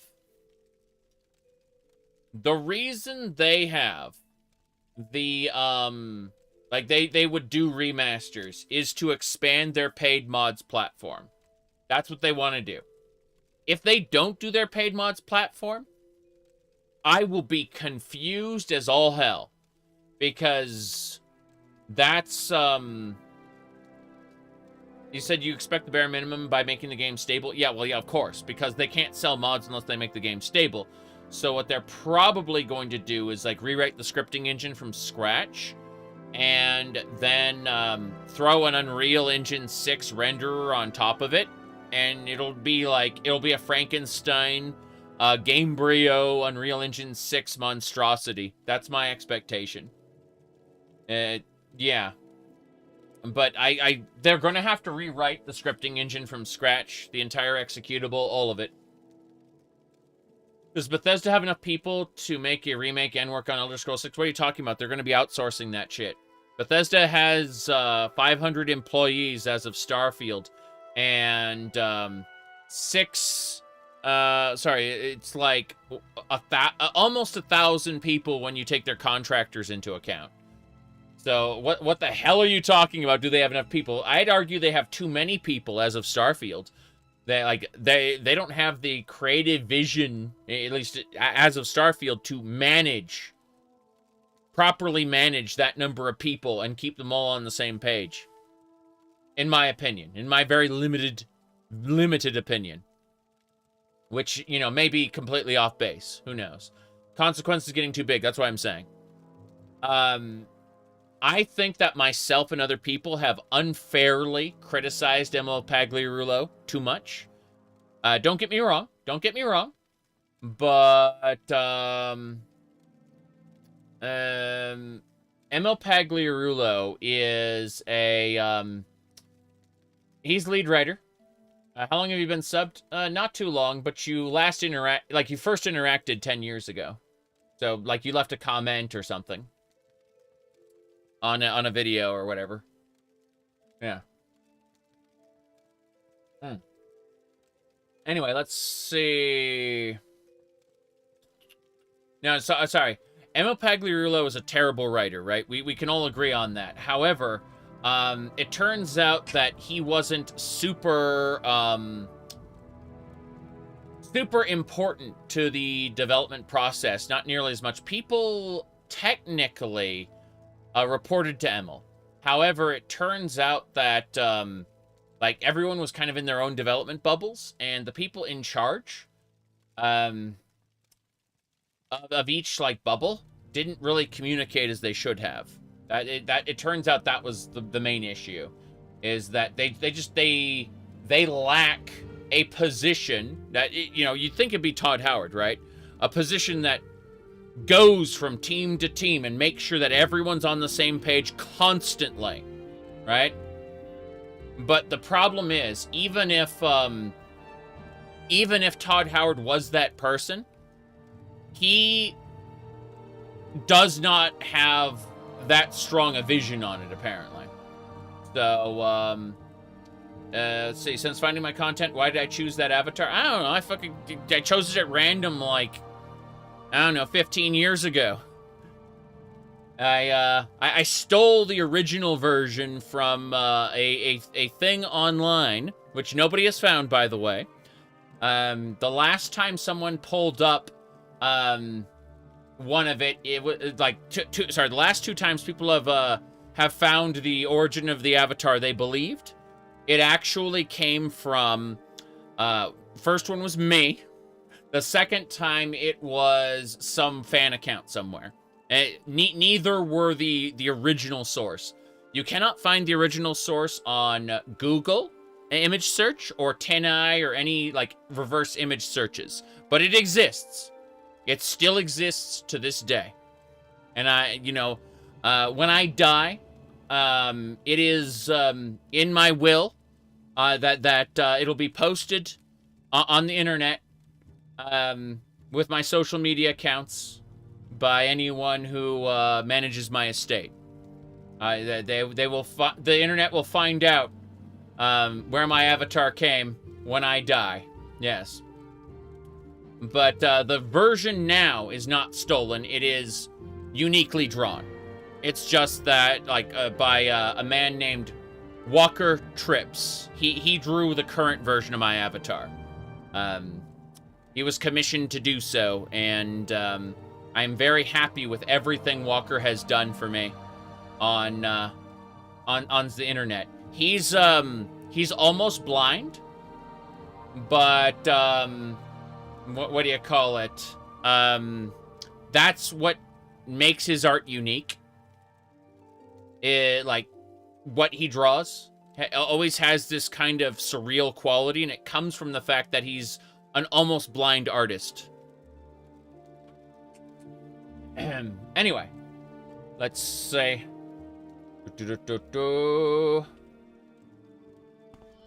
Here we go. Yeah. Oh, geez. Okay. Before we do anything else, we need to go and use not the Dire Flame Blade, but the Jink Blade. Yeah.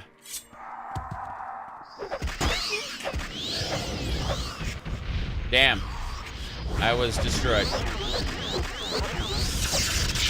No. See, that Bone Walker got me. That's it. It's done. So this dungeon is undoable without a restore strength enchantment. Can't be done. Can't be done. We have to leave.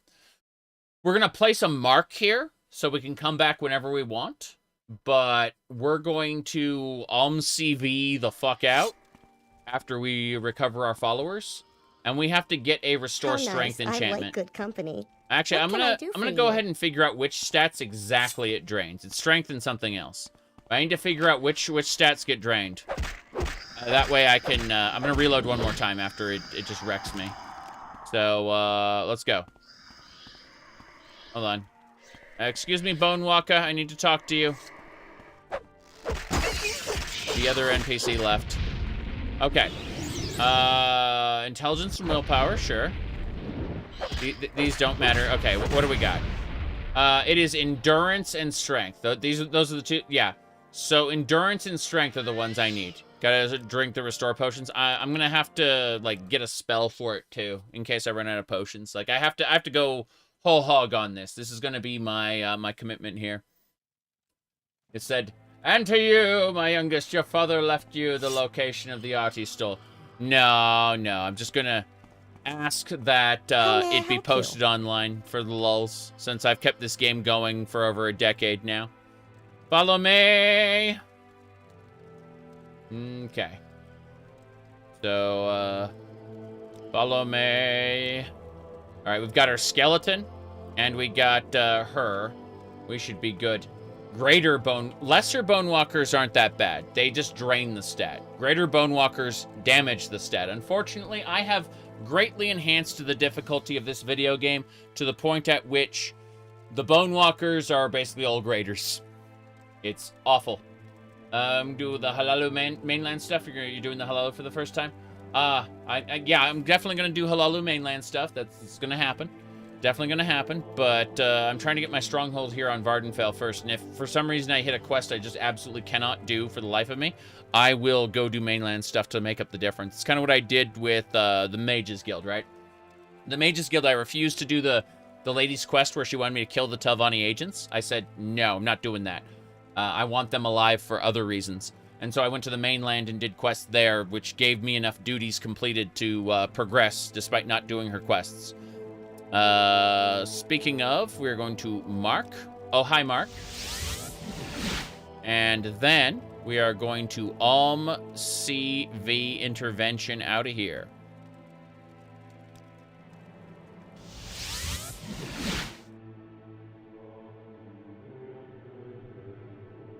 Good. Molagmar, the place I don't care about. Good to know. That is the hostel I don't... Yeah. Alright, well, I suppose Divine Intervention is in... Yeah, Divine Intervention should get us the rest of the way. Take me away.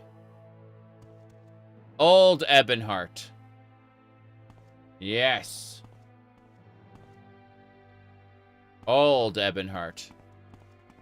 The Ebon Keep is over there. By the way, there's an in-universe shitpost, which is great. It's propaganda, but I call it a shitpost. We're gonna go check it out real quick. Yeah. Let's see here. Sorry, how do you define a creative vision? I'm talking about, like, a strong central figure who has a really strong idea about how the game should look in its final form, and will direct each individual group to that single destination, right? The problem is Bethesda works in bubbles, and each bubble develops a different system or set of systems, and then they stitch it all together at the end. That's the problem there. What are you talking about? We are a follower of Azura, okay? Hold on. It's I can't believe we have to open this again. I mean, it's fine. We'll do it, but now here we go. Hold on. Here we go.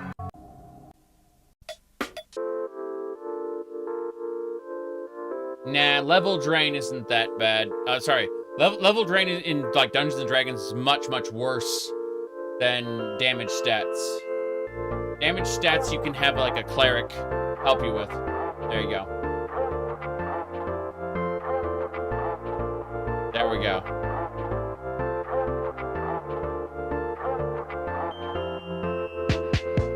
You're a perfect person for a guy like me.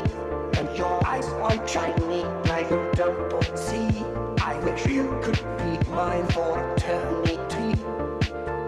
Could you please be mine? Hey, you trapped my soul, you broke my law. I feel your fate, cause you stole my heart. Stole my heart. Trapped my soul like a super start.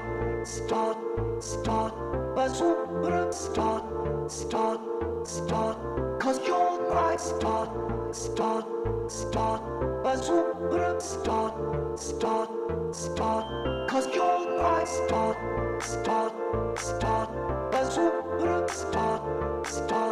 start, cause you're my start, bazooka, start, cause you're my start. You're the perfect person for a guy like me, and I know for sure that we are meant to be. If your heart is may have a key. Could you please be mine? Hey, you trapped my soul, you broke my law. I think you're safe, cause you stole my heart, trapped my soul like a superstar. Okay, so here hangs the dagger of the heathen god Vivance. Yes, that's yeah. But by the way, they misspelled his name. That is intentional. It's Vivex. Laid down at the feet of Tiber Victorious as a sign of the armistice. Now, I'm not joking. This is actually the shit post right here. You can see him standing victorious over Vivek. Yep. Yeah, you can see it right there. Yeah. Right there, you can see this is Imperial propaganda. We're not in Ebonheart, we're in Old Ebonheart. This is the mainland, man. Yeah. But this is an Imperial, this is the seat of the Empire in Morrowind, or at least in Northern Morrowind. Yep. There you go. Let me see. Yeah, it's the Hall of Justice. Release the Sadukar! My goodness. Can get a short 4-minute in-depth review of the Warcraft movie. Well, thank you for the $10, the Warcraft movie. Oh boy, how exciting. Another glorious day in the Empire. Another glorious day in the Empire. Yeah. But seriously. The Warcraft movie is a compressed version of Warcraft 1 Orcs and Humans, but introduces stuff from Warcraft 2 and World of Warcraft in a very awkward way. That said, I do like medieval a little. I do like all of that nonsense. It's just there really is a Warcraft movie, yes. It's just very poorly executed. It feels like this should have been a series, and it's all been rushed. You know what I mean? Like, very, very rushed. So, we have Lothar super early, dealing with the Orcish clans that have invaded Azeroth, and they have to repel the clans, basically. And, yeah, I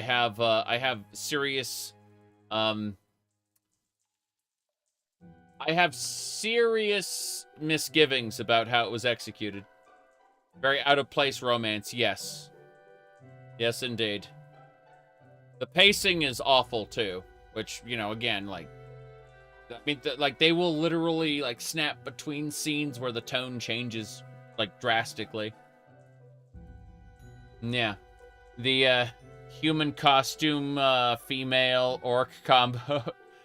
sorry, CGI orc and human costume orc combo. Yeah. Absolutely. My goodness, Androthan? Yeah, eventually we'll do Androthan quests. I just teleported here so that I could get away from the other place, though. We gotta check things out. Yep. Yogscast made a spawn... I don't know anything about Yogscast. I've heard the name multiple times. Didn't Yogscast try to do like a Minecraft thing, like Kickstart thing that didn't happen? That is my... That is the extent to which I understand Yogscast existing. Scrib pie. Biscuits! Imagine taking biscuits and Deshaun bread. You said years ago? Yeah, again, that's all I know about them. There is, that is it. How do you do? Okay. Let me see here. Hello. Wait. Tear like brandy? Oh, it's invigorating. Got it. This is not it. I thought this was a mage's guild. Turns out it was a tavern. The mage's guild is over here. Yeah. My goodness. We're a Bosmer. Look at this. The male Bosmer versus the female Bosmer. She is a full head taller than us, though it doesn't look like it from here. We are, in fact, much shorter. In real life, I am 6'5". Lol. Let me see here. Hello. Welcome. Care to talk? I need to restore stats that get taken from me. None of these help. Yep. Male Bosmer are, is it the same height as your character in Final Fantasy XIV? What the fuck are you talking about?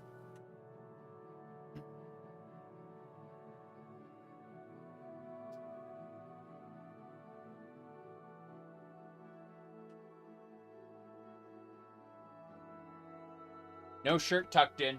Just lazy. Lazy.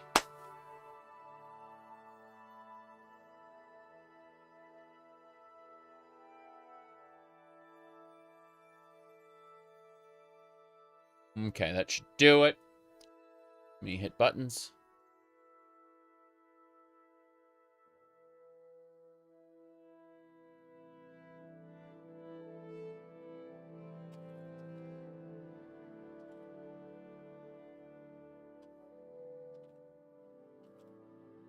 Okay. VTuber model? Yes, yes. This is what we use now when I don't want to be on camera. It's true. That was the... What do you call it? My offhanded comments on communism were the last triggering. The triggering before that was the VTuber model. And before that was, I think, the cat ear headphones. Or maybe it was the femboy memes. I think it might have been the femboy memes. Great memery. I do not, how do I put this? Whoop. Hold on. Gotta go this way. Yep. Damn it, skeleton. Get over here. Okay, the skeleton was in my way. I want to go upstairs. Yep.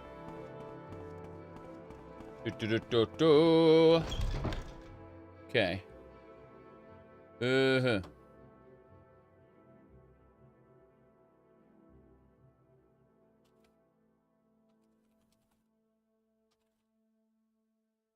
Okay. Let me look here. Hello. Top quality potions right here. Did people ask you why you only play female characters or trans characters in video games? I play like all kinds of characters. Just male, female, otherwise. Yeah. You said I played with you before in Final Fantasy XIV, and you know I wear a French maid outfit there. I haven't used that glamour plate in a long time, actually. I got like all kinds of other outfits in 14. Seriously. But no, I play whole, like, tons and tons of different character types. Yeah. Why do people play Thing? Exactly. Well, sometimes, if someone, like, here's the thing. There are people who play self-inserts, right? And they only understand other people playing self-inserts as well. In that case, they get very confused when someone else, like, I like playing, like, a lawful good character, the same as I like playing a morally abhorrent character. I found the reactions I got from playing a Thalmor in Skyrim to be hilarious, right? And that's why I did it twice, because people reacted very poorly to it. It's like, he's playing the elf Nazi! And I thought that was funny. But at the end of the day, I really like playing, you know, a variety of characters. I tend to be less inclined to play beast races, which is why the next time I play Skyrim, Tommy, I'm going to be playing an Argonian. Yes, we're gonna play an Argonian on our next Skyrim run. That's gonna be next year, though. We're not doing Skyrim for now. Maybe later in the year, but probably next year. But no. I'm mostly inclined to play half-elves. Half-elves are my favorite fantasy race. So Bretons in the Elder Scrolls. And I like to branch out from that and do other things. And so, you know. I did a Nord in a recent Skyrim run. You know, in 2023.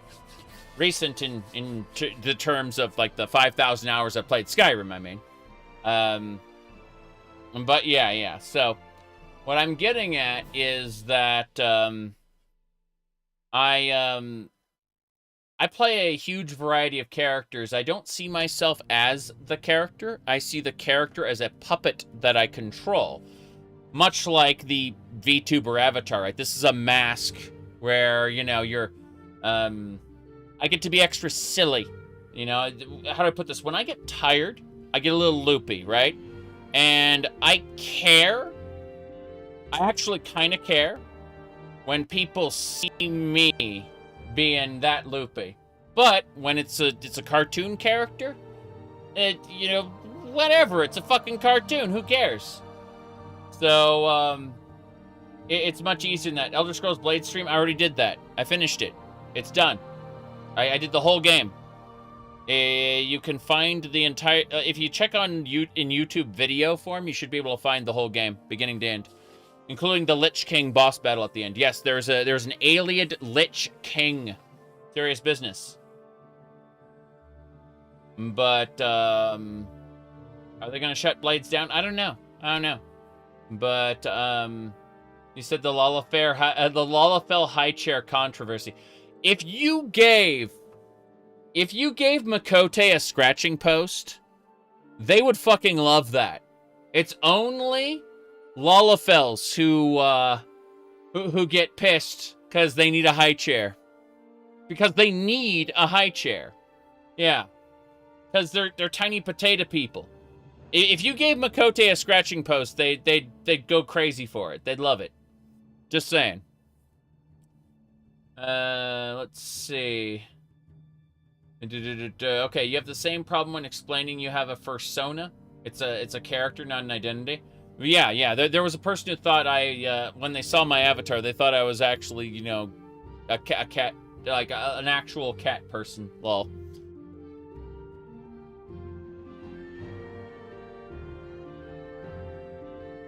I've always liked catty things, but would I be comfortable dressing up as a Khajiit in real life? No. Ohm's Khajiit, on the other hand. A lot of people don't know about the Khajiit subraces. So let's do that. Hold on. Let's go with this here. There's a streamer who ruined his career over a Lala chair drama. That's funny.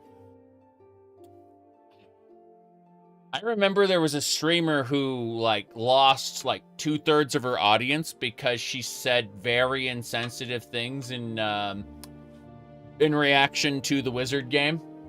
My reaction to the Wizard game is very simple. I don't like Harry Potter. Like, it's like a really, really terrible amalgamation of Dungeons and Dragons, Tolkien, and, Celtic mythology. She basically took what she knew, assembled it into something that is like a a power fantasy for children. And it's like, okay, but I already lived through, like, I had already taken all the things that she had been inspired by, so I was not impressed by it. So when people bring up Harry Potter, I'm just like, yeah, I don't care about this. And so when people talked about the Wizard game, it's like, oh, you're supporting a person. Like, no, I'm not. I think my wife purchased the Harry Potter, like, what do you call it, movies back in the day, you know, all of them. And I think she has all the books, which is cool, Like, I was able to read them as well. I don't feel like my life is diminished for having read them. It's, what, I'm trying to think, are there any books I straight up regret having read? I only read one book in the quote-unquote Omega-verse, and I regret having read that one. But that's it. That's the only one I ever... That's the only book I ever have regretted reading. I don't even remember the name of it anymore. You grew up on Tolkien? Yeah. I grew up on Tolkien and, what do you call it? Sherlock Holmes. So, I got a... I learned before everyone else that... adaptations aren't really a thing. You said Harry Potter is pretty much all nostalgia at this point. Well, I like comparing Slytherin to the Mages Association in the Fate series, but most Harry Potter fans don't understand or care about the Fate series, which makes me sad because the association between the two is really awesome. Like Slytherin is basically right in the world of in the Fate universe, and it's hilarious because. In Fate Zero, what's his name? Proves them wrong. Waver Velvet manages to prove the Mages Association wrong and be a self-made man. A mage, right? And I think that's really awesome because, he's like, the entire system is racist, essentially, right? And Waver Velvet manages to, without any bloodline, without any mage bloodline at all, manages to become one of the most powerful mages in the world for a brief period of time before losing his status and having to become a detective. But he becomes the Sherlock Holmes of the mages world, essentially. Like, whenever there's a magical crime that needs solving, he ends up becoming the person who does that. And, I thought that was really cool. Basically, Waver Velvet's story continues in a series of novels called The Case Files of Lord Elmaloy II. He continues that, those novels continue his story as an adult, like, after the events of Fate Zero.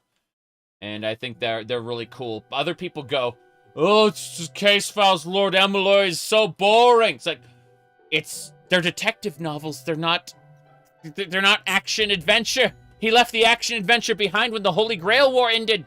But, good luck telling people that, They're expecting a different genre. Anyway. Wizards are awesome. That's what I'm trying to say. Harry Potter is not awesome, but wizards are awesome. That's it.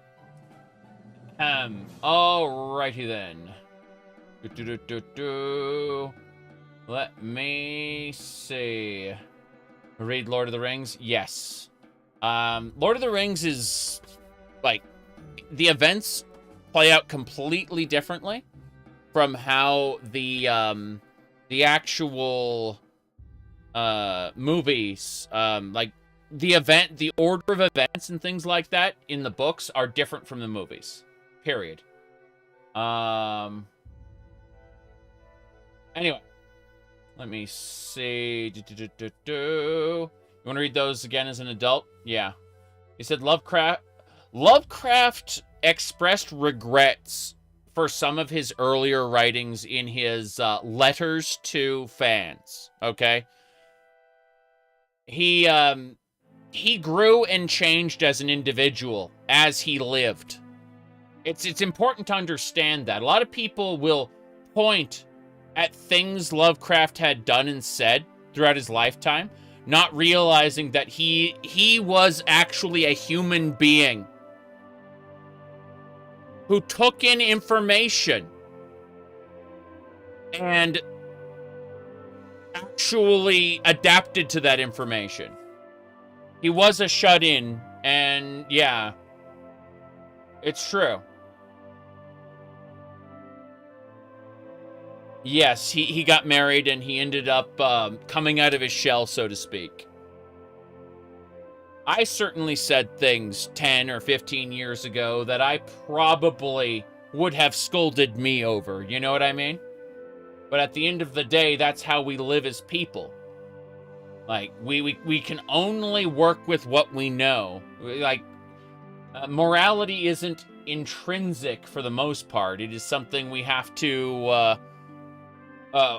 we don't change so much as we adapt, but at the end of the day, what's important to us will probably change. That's it. As long as you're learning, you learn, or the end of learning is the beginning of death. Exactly. Yep. You don't want to change the past. You should remember it and grow from it. Yeah. Live and learn. That's the song from Sonic the Hedgehog. Okay. As cool as all of this has been, we need to get restore enchantments. Okay, we need these restore spells. We need them badly. But I also need to go AFK for like 5-10 minutes because I've been streaming for 2 hours and I need to stretch my legs. So I'll see y'all in like 5-10 minutes. And we will pick this up and get what we need. You forgot I was playing Morrowind? Lol. No. I haven't forgotten I was playing Morrowind. I needed to, I just need to get this going. Like, I need to find the proper spells. I think the temple teaches them, which is irritating. But we're going to get some restore stat spells so that we can fight the Bone Walkers. Hopefully. We have a mark at our location, so we have accomplished something in the 2 hours. Something. And at the end of the day, the social experience is why I stream. But why not use potions? Because I need like 50 of them. Because they cast the spells constantly in rapid succession. This is not the vanilla game. They throw a volley out of 3 spells at a time, and they don't stop. I'll be back in a few minutes.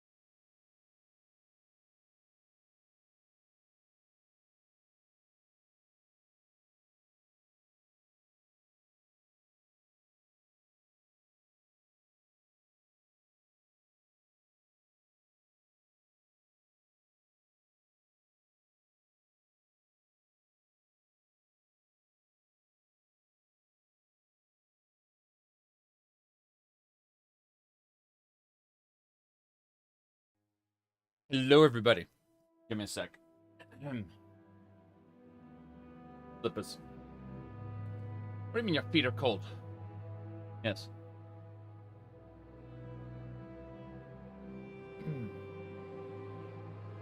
We're saying. Oh, yeah. So, we're going to be continuing for about another hour-ish. Maybe an hour and a half-ish. But after that, I will have to go do real-life things. The amount of things is variable. It's up in the air. We have no idea whether or not I will be back in the evening to do other things or just gone. How old was I when I played Morrowind for the first time? I played Morrowind for the first time when it came out. I will tell you this. I have played Daggerfall and Arena when they first came out as well, but I did not take to Arena. I did not like Arena. I thought it was a crappy Ultima Underworld copy. Later, I found out it was better than I originally thought, but not great. You know what I mean? Hello. We're gonna see what she has potions. Restore. See, she has restore health. Restore health. I don't need those, but I do need scrib jerky. I'll take the marshmallow, take the ash yam, and the ghoul heart. That should do it. We're gonna ask for a 16 septum discount. More than 16? Yes. Got it. I have not played Moonring. Okay. What is this?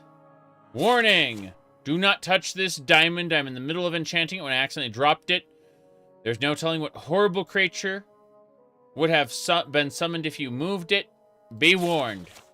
Got it. So basically, if I touch this diamond, it'll summon a Daedra. That's kind of cool. Tamriel Rebuilt will probably never be finished. You best play it in chunks, in segments. It's very nice in segments. But I would not consider waiting for it to be anywhere near done. Yes. Let me see here. Someone said a thing. Now we're fine. Okay. To the Mages Guild. I need to be teleported away. Take me to Balmora. I see we share the same company. What can I do for you? Akamora and Drothan. I don't think so. Misspacing Guild. Hello. You seem like very good company. Take me to Vivek. Nothing gets you there faster than magic. Create a new character for the new release and try something new. Yes. Absolutely. Alternate start mod. Start on the mainland. Do it. Do it. Hello. It is truly a pleasure to see you. Take me to Balmora. Teleportation is the only civilized way to travel. True. Hey, Jira. Jira knows that you are a good friend of Ajira. Thanks, Ajira. Don't think there's anything else we want to do here. Shocking potions. Damn, I forgot about those. Alright. Hello. Welcome. Care to talk? I'm just seeing what you got in terms of spells There's and no one incantations. I'd rather see, if I can help in any way.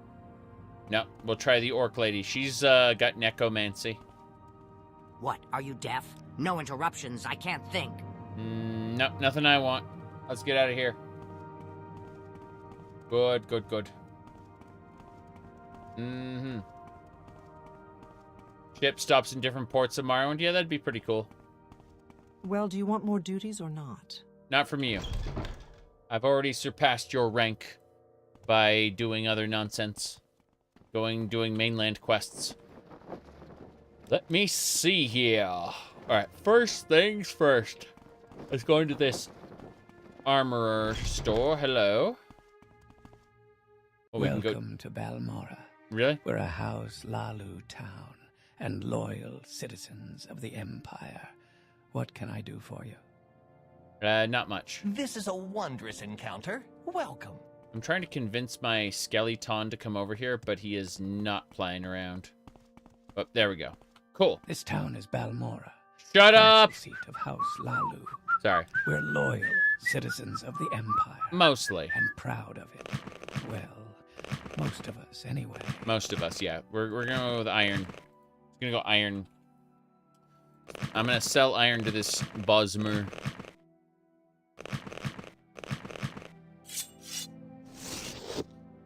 And what we do is we type iron here, and we just sell iron. So we go, hello. It's a wondrous encounter. Truly wondrous. What do we got? A Nordic broadsword. That ain't working. Enhanced mace. Long fur coat. Haha. An armored robe. That armored robe looks pretty good for being a robe and all. I'm going to go ahead and pick it up and see if I can wear it. That would be lovely. In the meantime, I will sell you all the iron because the iron is crap. And then I'll stick to steel. Looks like, fuck it. We're going to ask for another 100 on the deal, I think. No. It's 250. 250 was good. Hello. Give me your steel now.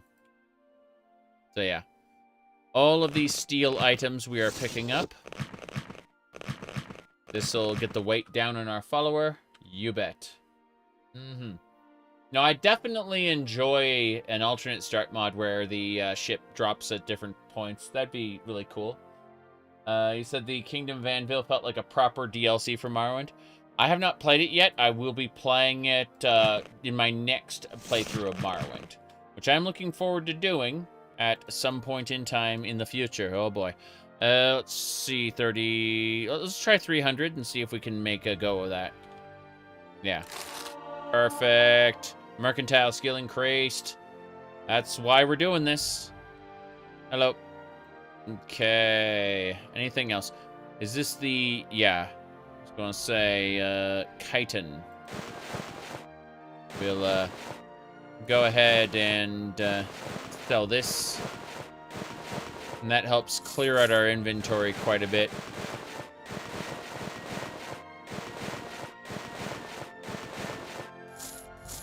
I think we're set. I haven't played Archdwend in a long, long time. Although I did test the OpenMW patch, it does work. Oh, let me see here. What else we got? People sending messages. Whoop.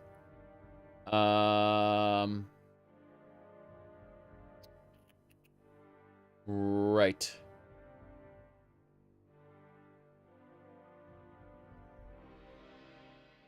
Okay. As I was saying, I'm going to go ahead and talk to him again.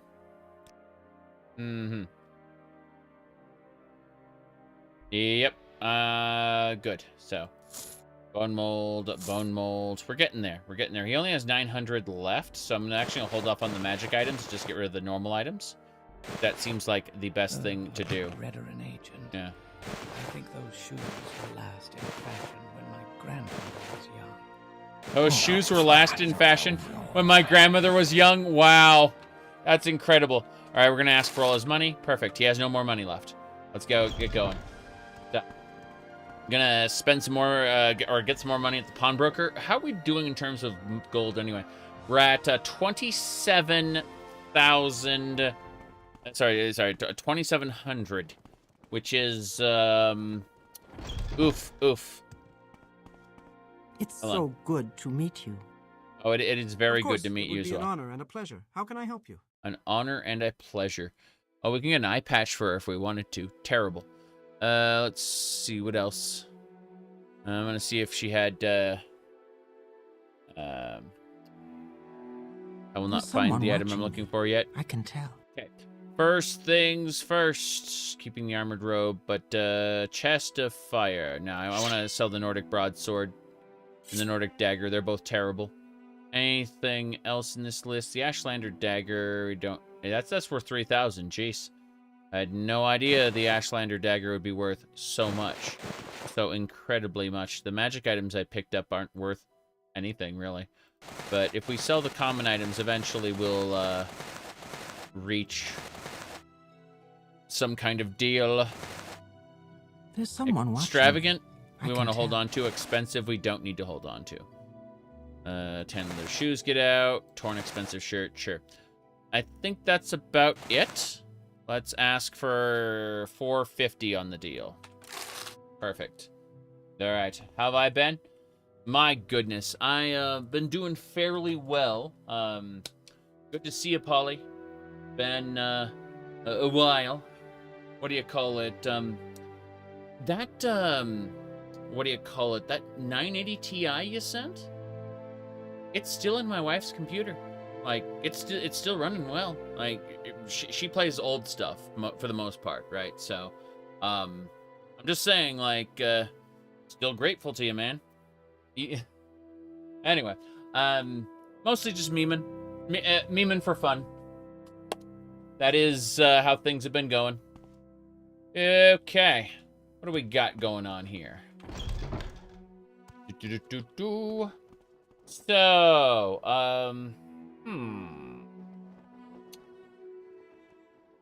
wear that armored robe. Yep. You're still running a 980 Ti too?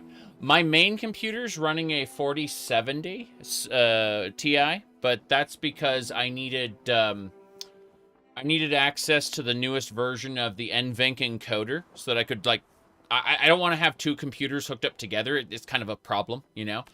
I just want to, like, stream everything off one PC, and I'm actually streaming to YouTube and Twitch simultaneously off of that NVENC encoder. That's the only reason I upgrade for myself, but when I did, I tossed the 980 Ti into the wife's computer, and it's been working this whole time. Basically, the bottleneck isn't the graphics card, it's the CPU, because it used to be a Windows 7 machine that we upgraded. Your main is a 2080. COVID killed your business. Oh, you started reviewing again. Man, I was gonna say that, I think the bot deletes URLs, but I would like to see, like, if you could, maybe, like, send me a message on Discord or something. Let me type social there. See if the bot responds. Like, I would be interested in seeing what you've been up to, because it's been a while for sure. I never pick up the latest and the greatest. I've never been that much of an enthusiast, but it doesn't mean I don't like to see what's coming down the road. You know what I mean? In that sense, reviews are super great. Envious mods. Okay, let's see.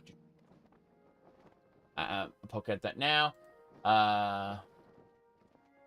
Let me pull this up to make sure. You're talking about this one, right? I'm going to bookmark that if so. Anyway, let's see. Okay. It is so bookmarked. Thank you. I'm interested. Okay, let's ask her if she's got any jobs for us. What business brings you here today? Probably nothing. I have no more business for you. Why not speak with Crassius Curio or Adreno Arethi? They both live in the Hlaalu canton in Vivek. Curio Manor is in the plaza, and Adreno lives in the Wasteworks. The OpenMW engine is now capable through mods of having NPCs talk in real time like Oblivion or Skyrim. I guess Oblivion paused too, but more like Skyrim, right? So, you know. Omani Manor is on an island east of Vivek. You can get there by following the road east of Vivek. Then, a point is that for like a super text-heavy game like Morrowind, we've done good business together. Most of the game, like I'd say about like 60-65% of the game, all the main quest is voiced, which it helps. It really does help, especially when you know, half of your attention is on the chat. But tried the OpenAI mod for Skyrim. Yeah, I'm still not super like I do have. I'm able to run AI models off of my graphics card, right? You know, I'm able to do that, like have my own chatbots essentially, so I don't need to rely on anyone else's censorship or anything like that. I can do that all internally off of my PC. But how do I put this? Like I'm not opposed to the concept of an LLM. My problem is that none of them actually contribute to the gameplay. They're always something that kind of happens off to the side, you know? And it's always been like a head scratcher, like, how do you integrate this meaningfully into the gameplay? And I don't think anyone that I've seen, at least, has nailed it yet. You know? Eventually. Said real gamers just click the blue words and read nothing. I noticed that. I mentioned earlier, I played this clip earlier, but, oh, jeez, okay, the skirt is a no-go. The skirt is a no-go with the robe. It's just not going to work. But this robe is armored, in addition to the rest of the slots. No way, it's the chest piece. Fuck. It is okay, the robe is a chest piece, that makes sense. So the skirt goes back on, fair enough. We're gonna get this skirt enchanted with, like, restore fatigue or something. Just to help us out. No, I was gonna say, This warm blood. I always show this part off as an explanation as to what you as an Outlander have to deal with in Morrowind, because, you know, you're a foreigner. That's the kind of the main plot of Morrowind, right? And so, if you go into the council club, you have to talk to, you have to, like... Where's that slave? Most people just skip over these dialogue lines without realizing what kind of lovely people you're being the savior of. Good to see you again. Please, whenever you're in Balmora, feel free to stop by. Now, what can I do? So you think House Hlaalu is just an Imperial puppet? Shows what you know. Who really runs House Hlaalu? Not the House Council. Those posers do what Orvus Dren tells them. Orvus Dren is the Kamona Tong kingpin. And one day, when the time is right, Orvus Dren, the Kamona Tong, and all right-thinking Dunmer will rise up, murder you Outlanders in your beds, and restore Morrowind to its ancient glory. Yeah, this is the kind of dialogue that people, yeah, Kamona Tong is very special. And this guy's like, tell your friends about this place. But yeah. It's really interesting to kind of see how these different people interact. And, like, this is really good world building is what I'm saying. I don't think that AI, at least in like open AI's model, could take this kind of nuance and not get stopped by a what do you call it? Get stopped by filters. I think that we'd end up seeing, as an AI model, I'm not allowed to comment on this. You know, you know what happens. That's my expectation. That's what I'm trying to say. The reason I showed that off wasn't to say that, that Dunmer are all racist. I'm not saying that. I'm saying that, like, if we wanted to apply an AI model, I don't think it would work unless it were running locally on your PC with an uncensored model. That's what I'm saying. It, you said, reminds me of ESO dialogue, the Dunmer and the Argonians are best friends. Oddly enough, there's a plantation where the Dunmers still keep Khajiit slaves. And in order to kind of deal with that fact, they went ahead and did, oh jeez. They had a Khajiit summon forth a Dromothra to, like, Skinwalker to go and, like, kill off all the plantation owners. It was a really weird quest line, and I thought it was pretty cool, but at the same time, it's like, yeah, ESO cannot show their, like, what Morrowind does, which is the slavery being successful and even you know, like, upheld, quote unquote, as a Dunmer tradition, right? They had to taper that off. And I remember there was an Altmer on the Somerset Isles who says, the political climate is different now. You have to watch what you say, or you might end up offending somebody. And she's saying that while she's like swirling a glass of wine. Yeah.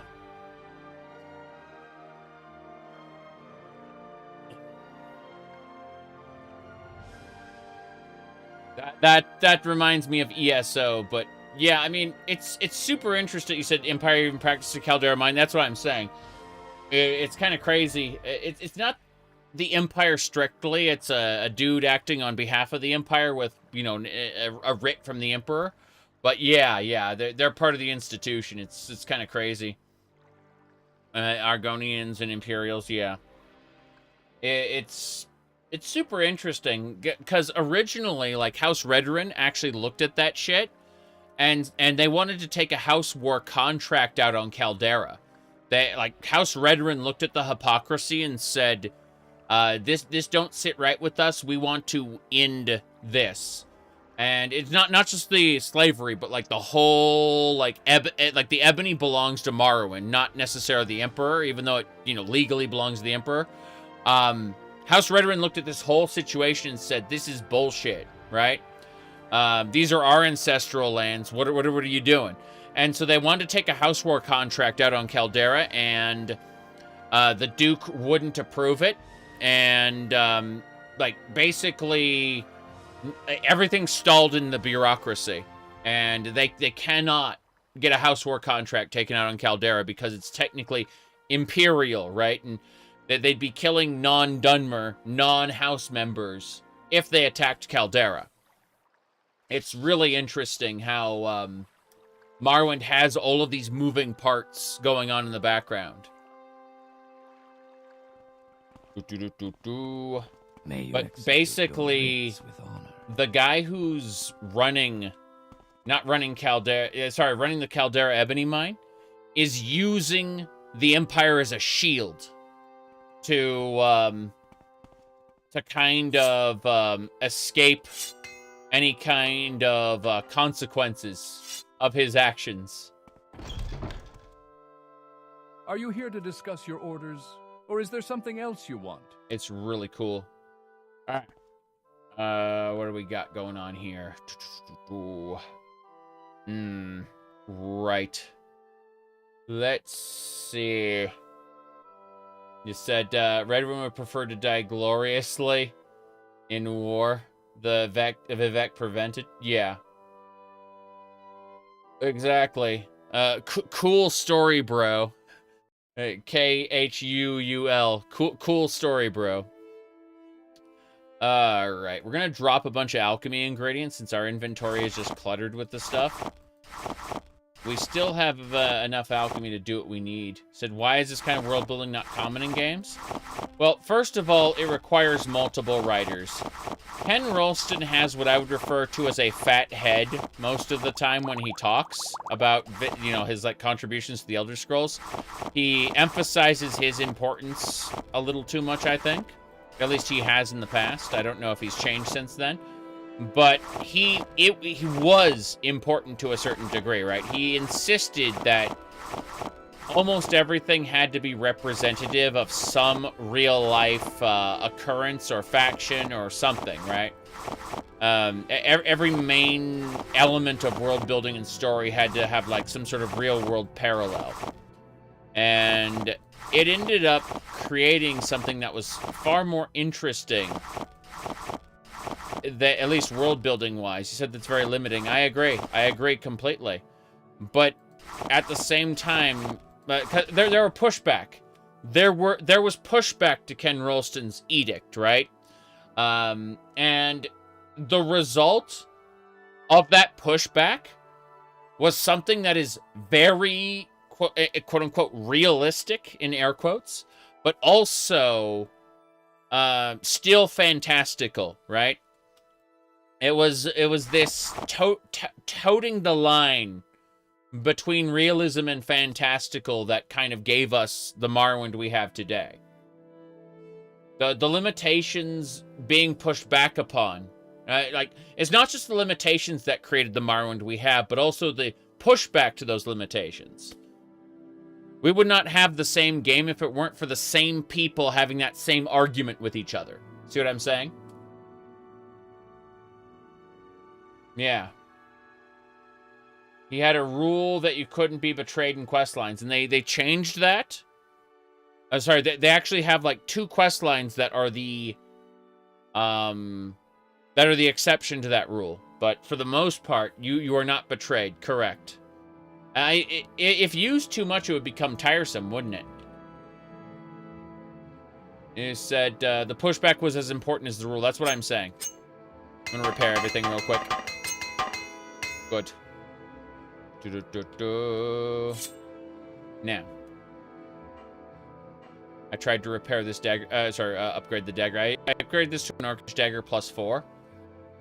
I'm gonna try and probably fail to upgrade this this dwarven elitist rifle. I'd like to get it upgraded, but I don't know if we can. We're gonna quick save and try. Hold on. What was Ken Rolls to Oblivion? Much more hands-off.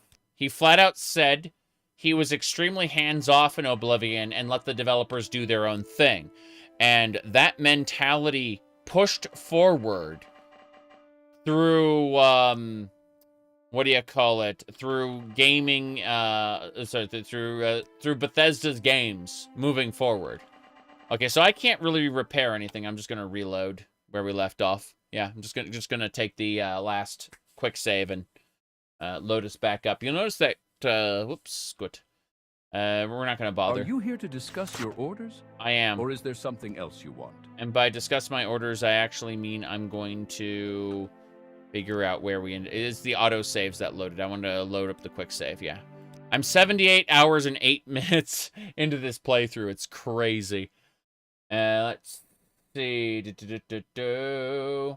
What am I impressed with? To discuss your Mostly orders? just the dialogue, I think. I Are you think. here to discuss your orders? Yeah. Or is there something else you want? Tell me about the faction agents. Loyal agent. Hold on a second. Let me say, what are the rules? The rules for the blades are simple. Say. Follow orders. My orders.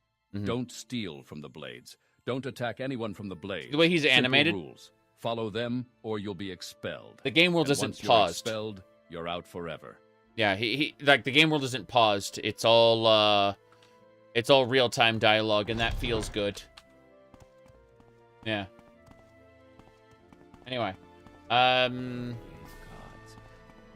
Mephala guide your hand. Mephala guide your hand. Do you have any news? All right, we need to go to the temple and try to get some training in. Let me see what else we got. Here we go.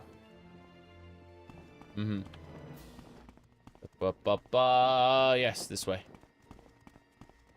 I like how she's just stuck in the corner there. NPCs, they get stuck sometimes. If they're after you, they will navigate around things, but in their passive... wife, who carried the egg of Vivek within her, went looking for the lands of the Imperial. Along the journey, many spirits came to see her and offer instructions to her son-daughter, the future glorious invisible warrior poet of Vardenfell, Vivek. The first spirit threw his arms about her and hugged his knowledge in tight. The Nechaman's wife became soaked in the incalculable effort. The egg was delighted and did somersaults inside her, bowing to the 5 corners of the world and saying, "Thus whoever performs this holy act shall be proud and mighty among the rest." The second spirit was too aloof and acted above his station so much that he was driven off by a headache spell. The third spirit, At-Hatur, came down to the Nechaman's wife while she relaxed for a while under an emperor parasol. His garments were made from implications of meaning, and the egg looked at them 3 times. The first time, Vivek said, "Ha! It means nothing." After looking a second time, he said, there might be something there after all. Finally, giving At-Hatur's garments a sidelong glance, he said, "Amazing, the ability to infer significance in something devoid of detail." "There is a proverb," At-Hatur said, and then he left. The fourth spirit came with the fifth, for they were cousins. They could ghost touch and probed inside the egg to find its core. Some say Vivek at this point was shaped like a star with its penumbra broken off. Others, that it looked like a revival of vanished forms.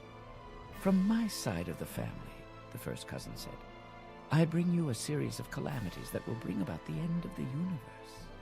And from my side, the second cousin said, I bring you all the primordial marriages that must happen within them, each one. At this the egg laughed. I am given too much to bear so young. I must have been born before. And then the sixth spirit appeared, the Black Hand's Mephala, who taught the Velothi at the beginning of days all the arts of sex and murder.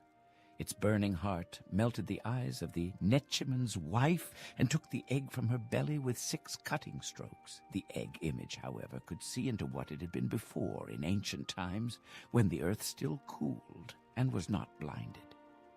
It joined with the Dedroth and took its former secrets, leaving a few behind to keep the web of the world from disentangling. Then the Black Hand's Mephala put the egg back into the Netchiman's wife, and blew on her with magic breath until the hole closed up.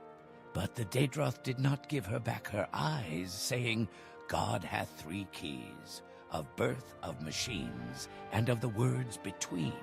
Within this sermon, the wise may find 1/2 of these keys. The ending of the words is Almsivi. The ending of the words is Almsivi. It's good of you to stop by. Always happy to see you. Give Were me you looking for a little advice? restore. Or is there something else in Balmora you want to ask about? I don't think any of these restore endurance, yes. Restore. I've got thousands of gold. I can get restore intelligence, restore luck, restore. I don't see any of these skills being damaged, but I'd like a fatigue restore. Yeah, I'll take that. Heal companion, sure. Pre-action cure paralysis. Vivek's grace. Vivek's tears. Vivek's tears. Let's go. We did it. Yeah. What do we got here? I suppose we can. What's your rank? No, sorry, later. What's your rank? No! Get out! Holy crap, that is really funny. Mods? I don't know what you mean. I don't know about the. I don't think I have any Strongohld mods. It's good of you to stop by. Yeah. I need to go find a restore strength spell. How do we do this? Imagine if you could get a skill increase for listening to read. I would love that, honestly. You were disappointed when you found out it was just 2 rooms? That's all I need. I just need places to drop my stuff that is not Caius's house. I'm okay with that. Hello? It's good of you to stop by. Always happy to see you. Were you looking for a little advice? Or is there something else in Balmora you want to ask about? Your spells suck. Alright, you save scum? Yes. It's good of you to stop by. Always happy to see you. Were Thank you you. looking for a little advice? Or is there something else in Balmora? Spell making. Hold on. First, I wish to give you 10 gold. This is suitable. You are generous, and your judgment is good. Sharing is good. I like sharing. See, she likes sharing. There's no one I'd rather see. If I can help in any way. Restore attribute. Strength. Self. 1. Let me see. How are we doing on that? Spell chance. 1 to 35. Yes. Restore attribute. Restore strength. Yes. You think it's not fun to drop all your equipment and go find a restoration potion? That's what I'm saying. I'm picking up restore strength and restore endurance. Yes, on self. 1 to 45. So it's 1 to 35. Yeah, one did 35. There we go. So the idea is we just hit that, and it's called Undo Bonewalker.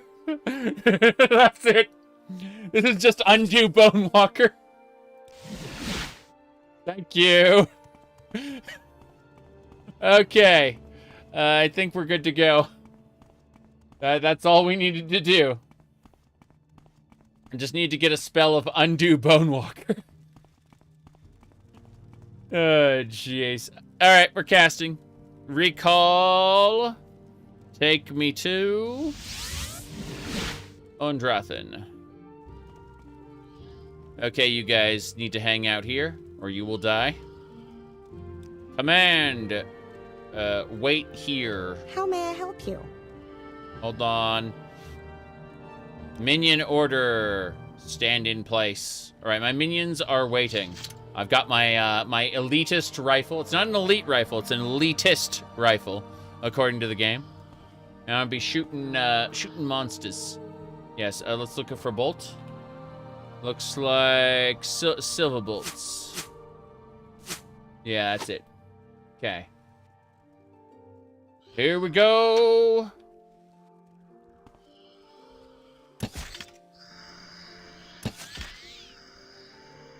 Look at that. We did it. It's a crossbow. It's just a dwarven crossbow. Oh, damn. That skeleton archer's hitting me with all kinds of nonsense. That guy with his greater bonewalker. Oh, jeez, this is gonna hurt. Alright, we gotta kill this guy. We gotta use the power of the Jink Blade. Here we go. Jink Blade.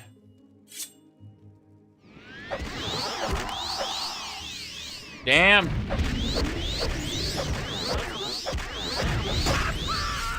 I'm dead. The necromancer just ran away. It's crazy. Like, he backed up in order to cast more stuff. Insanity. Homemade, pasta sauce. Do you microwave pizza rolls? Oh, no. I mean, when you say, do you microwave those pizza rolls, you have to ask yourself, what's going to spoil first? Is it going to be the ingredients for the pasta sauce or the garlic bread? Like, are you talking about all frozen things? Because at the end of the day, you should prioritize what will go bad first. That's my opinion anyway. But generally, 40 pizza rolls probably not a good idea. Well, okay. Yeah. Air fryer pizza rolls are good. True, but you have to get the right ones and you have to set it for the right settings or you are in for burnt breading. Okay. Let me see here. Onwards and sideways. Hell yeah. Now, let me see. Look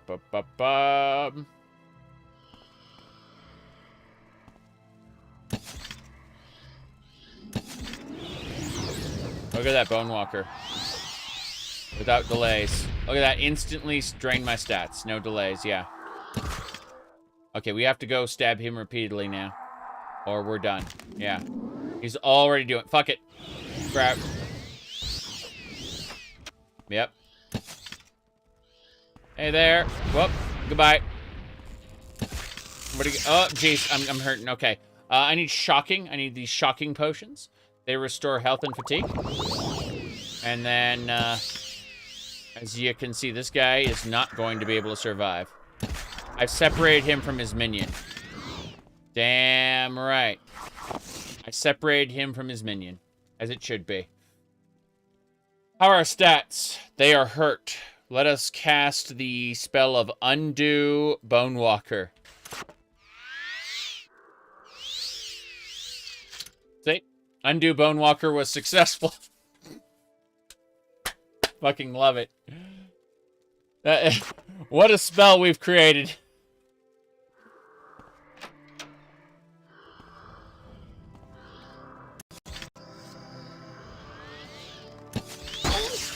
Oh, jeez. Stupid.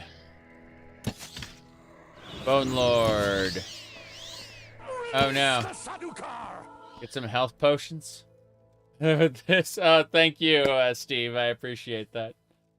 Yeah, I have enjoyed pasta recently on stream. Actually, I was holding it up. Spaghetti. Let's see. Okay. Let's go. Look at that Bone Walker. Or Bone Lord, I should say. I like how I'm able to shoot the summon instantly.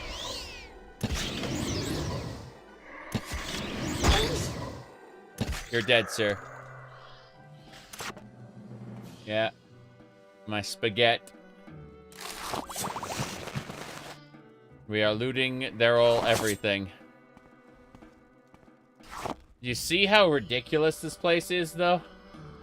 Yeah, this is our a lightning shield. We have that for now, due to the shocking potions I was drinking. Here we go. These bone golems are terrifying, but we got them. Everything is a Tim and Eric skit. I just remember when they had the detailed explanation of how he's going to die of prostate cancer, and they played it in the middle of jokes. There was yeah, to the Tim and Eric show. Like that's. I just remember how they it was all a big joke, you know. It's like, and then all of a sudden all the jokes just stopped, and he said, "I'm going to die." Yeah, he said that's true anti-humor. That's what I'm saying. I've resisted the terror effect. So they had a terror effect that was going to hit me with something. My agility, speed, luck are all down. I think those are all damage stats. Oof. That is a problem.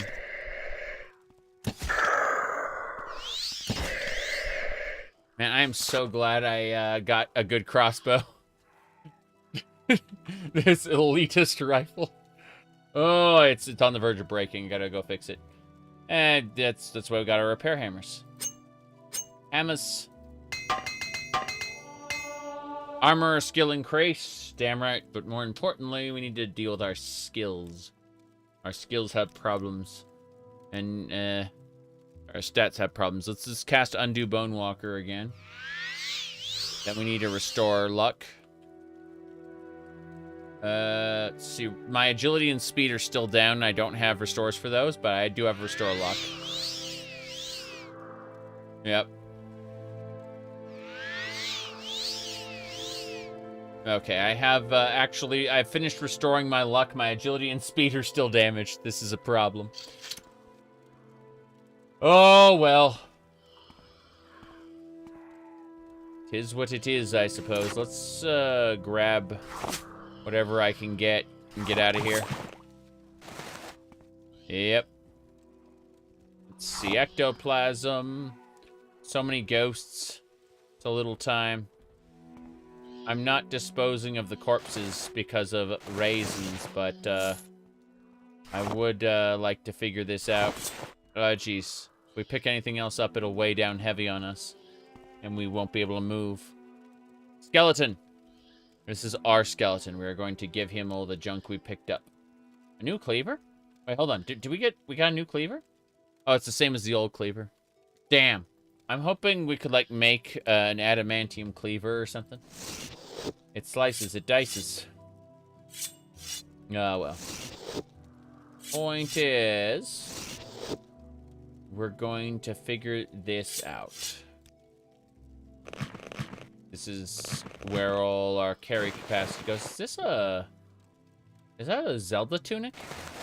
I think we got a Zelda tunic here. It'd be pretty cool.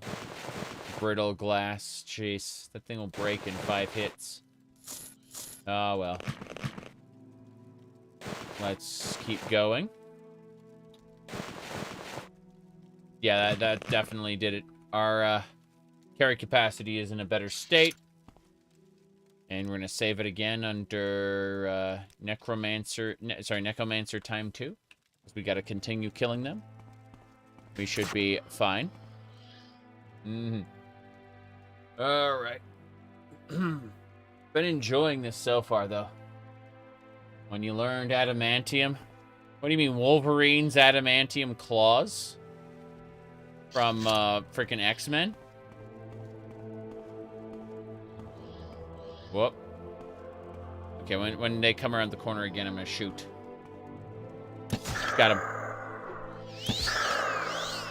Damn. It almost healed. Then it died.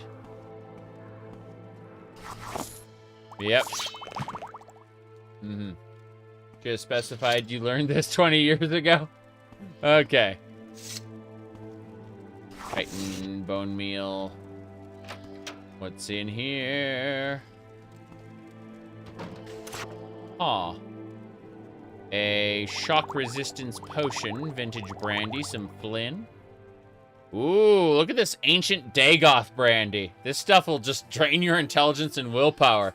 I assume it's either used for a quest or it's not used at all, because, wow.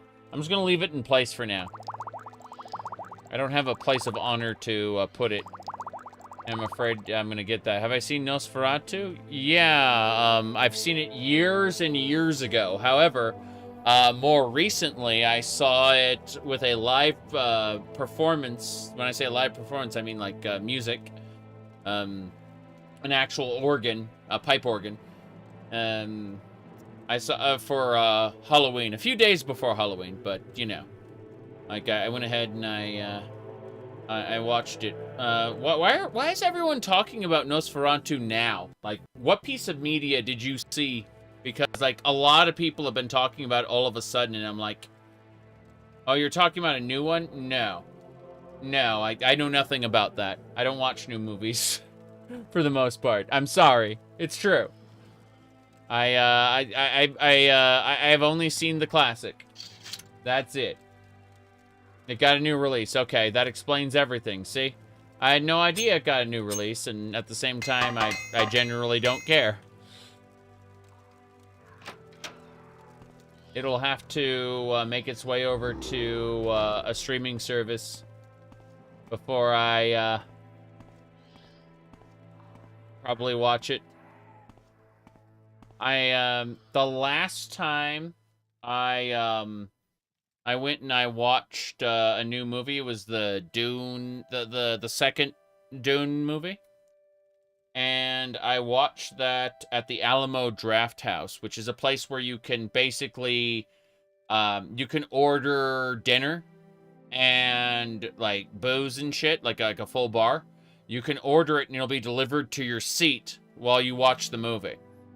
And you basically have dinner while you're watching a new movie. That's the Alamo Draft House.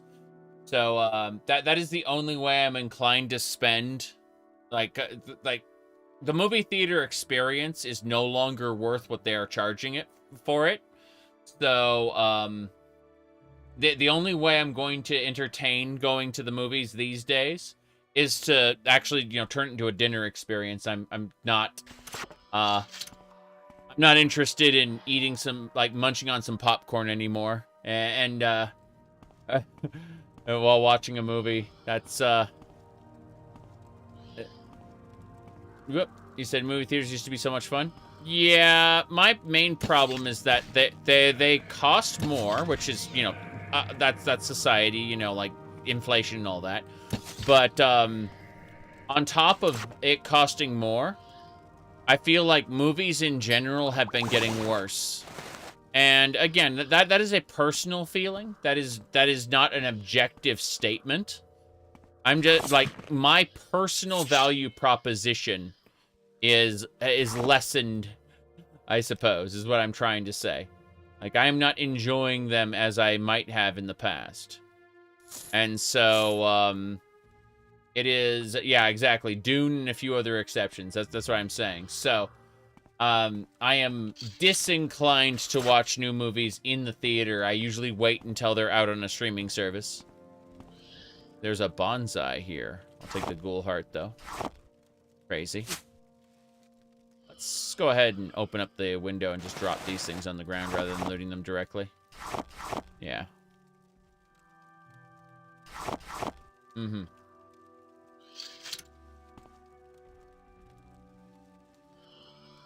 Spark arrows. Okay. We're just dropping junk on the ground here. Yep.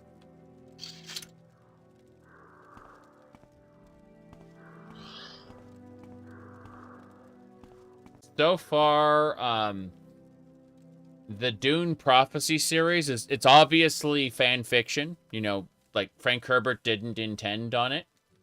But I've seen the first 2 episodes. The first one was great, and the second one was boring. And the TV series, the new Dune TV series is, it's fan fiction. No question about it. It was definitely not intended by Frank Herbert at all. But hey, it was pretty okay in episode 1. Yeah, the Bene Gesserit series. Yeah. Episode 1 was good. Episode 2 was a boring.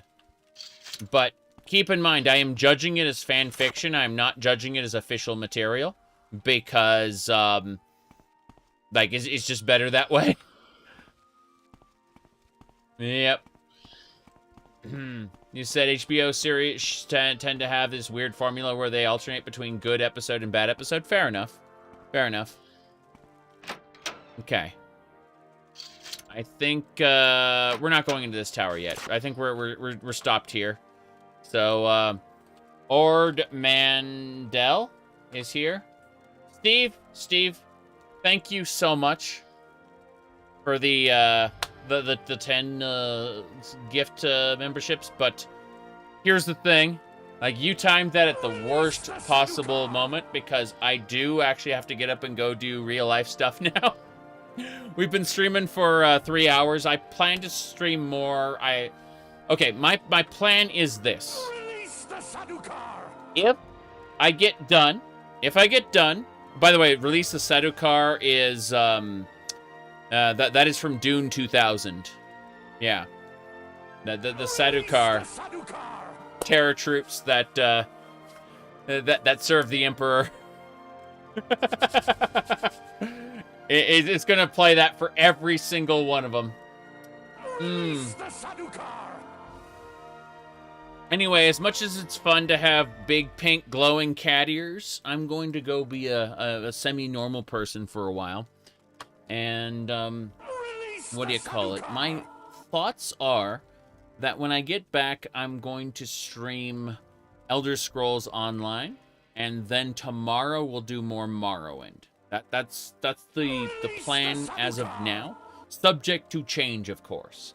But I'm thinking Elder Scrolls Online tonight, and then Morrowind tomorrow. I'm thinking. But yes, exactly.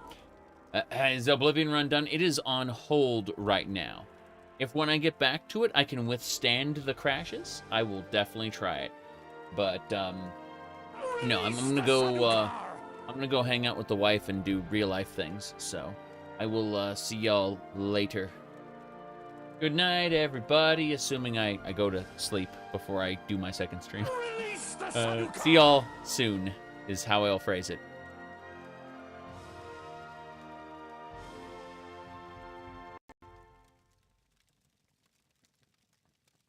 Release the Sadukar!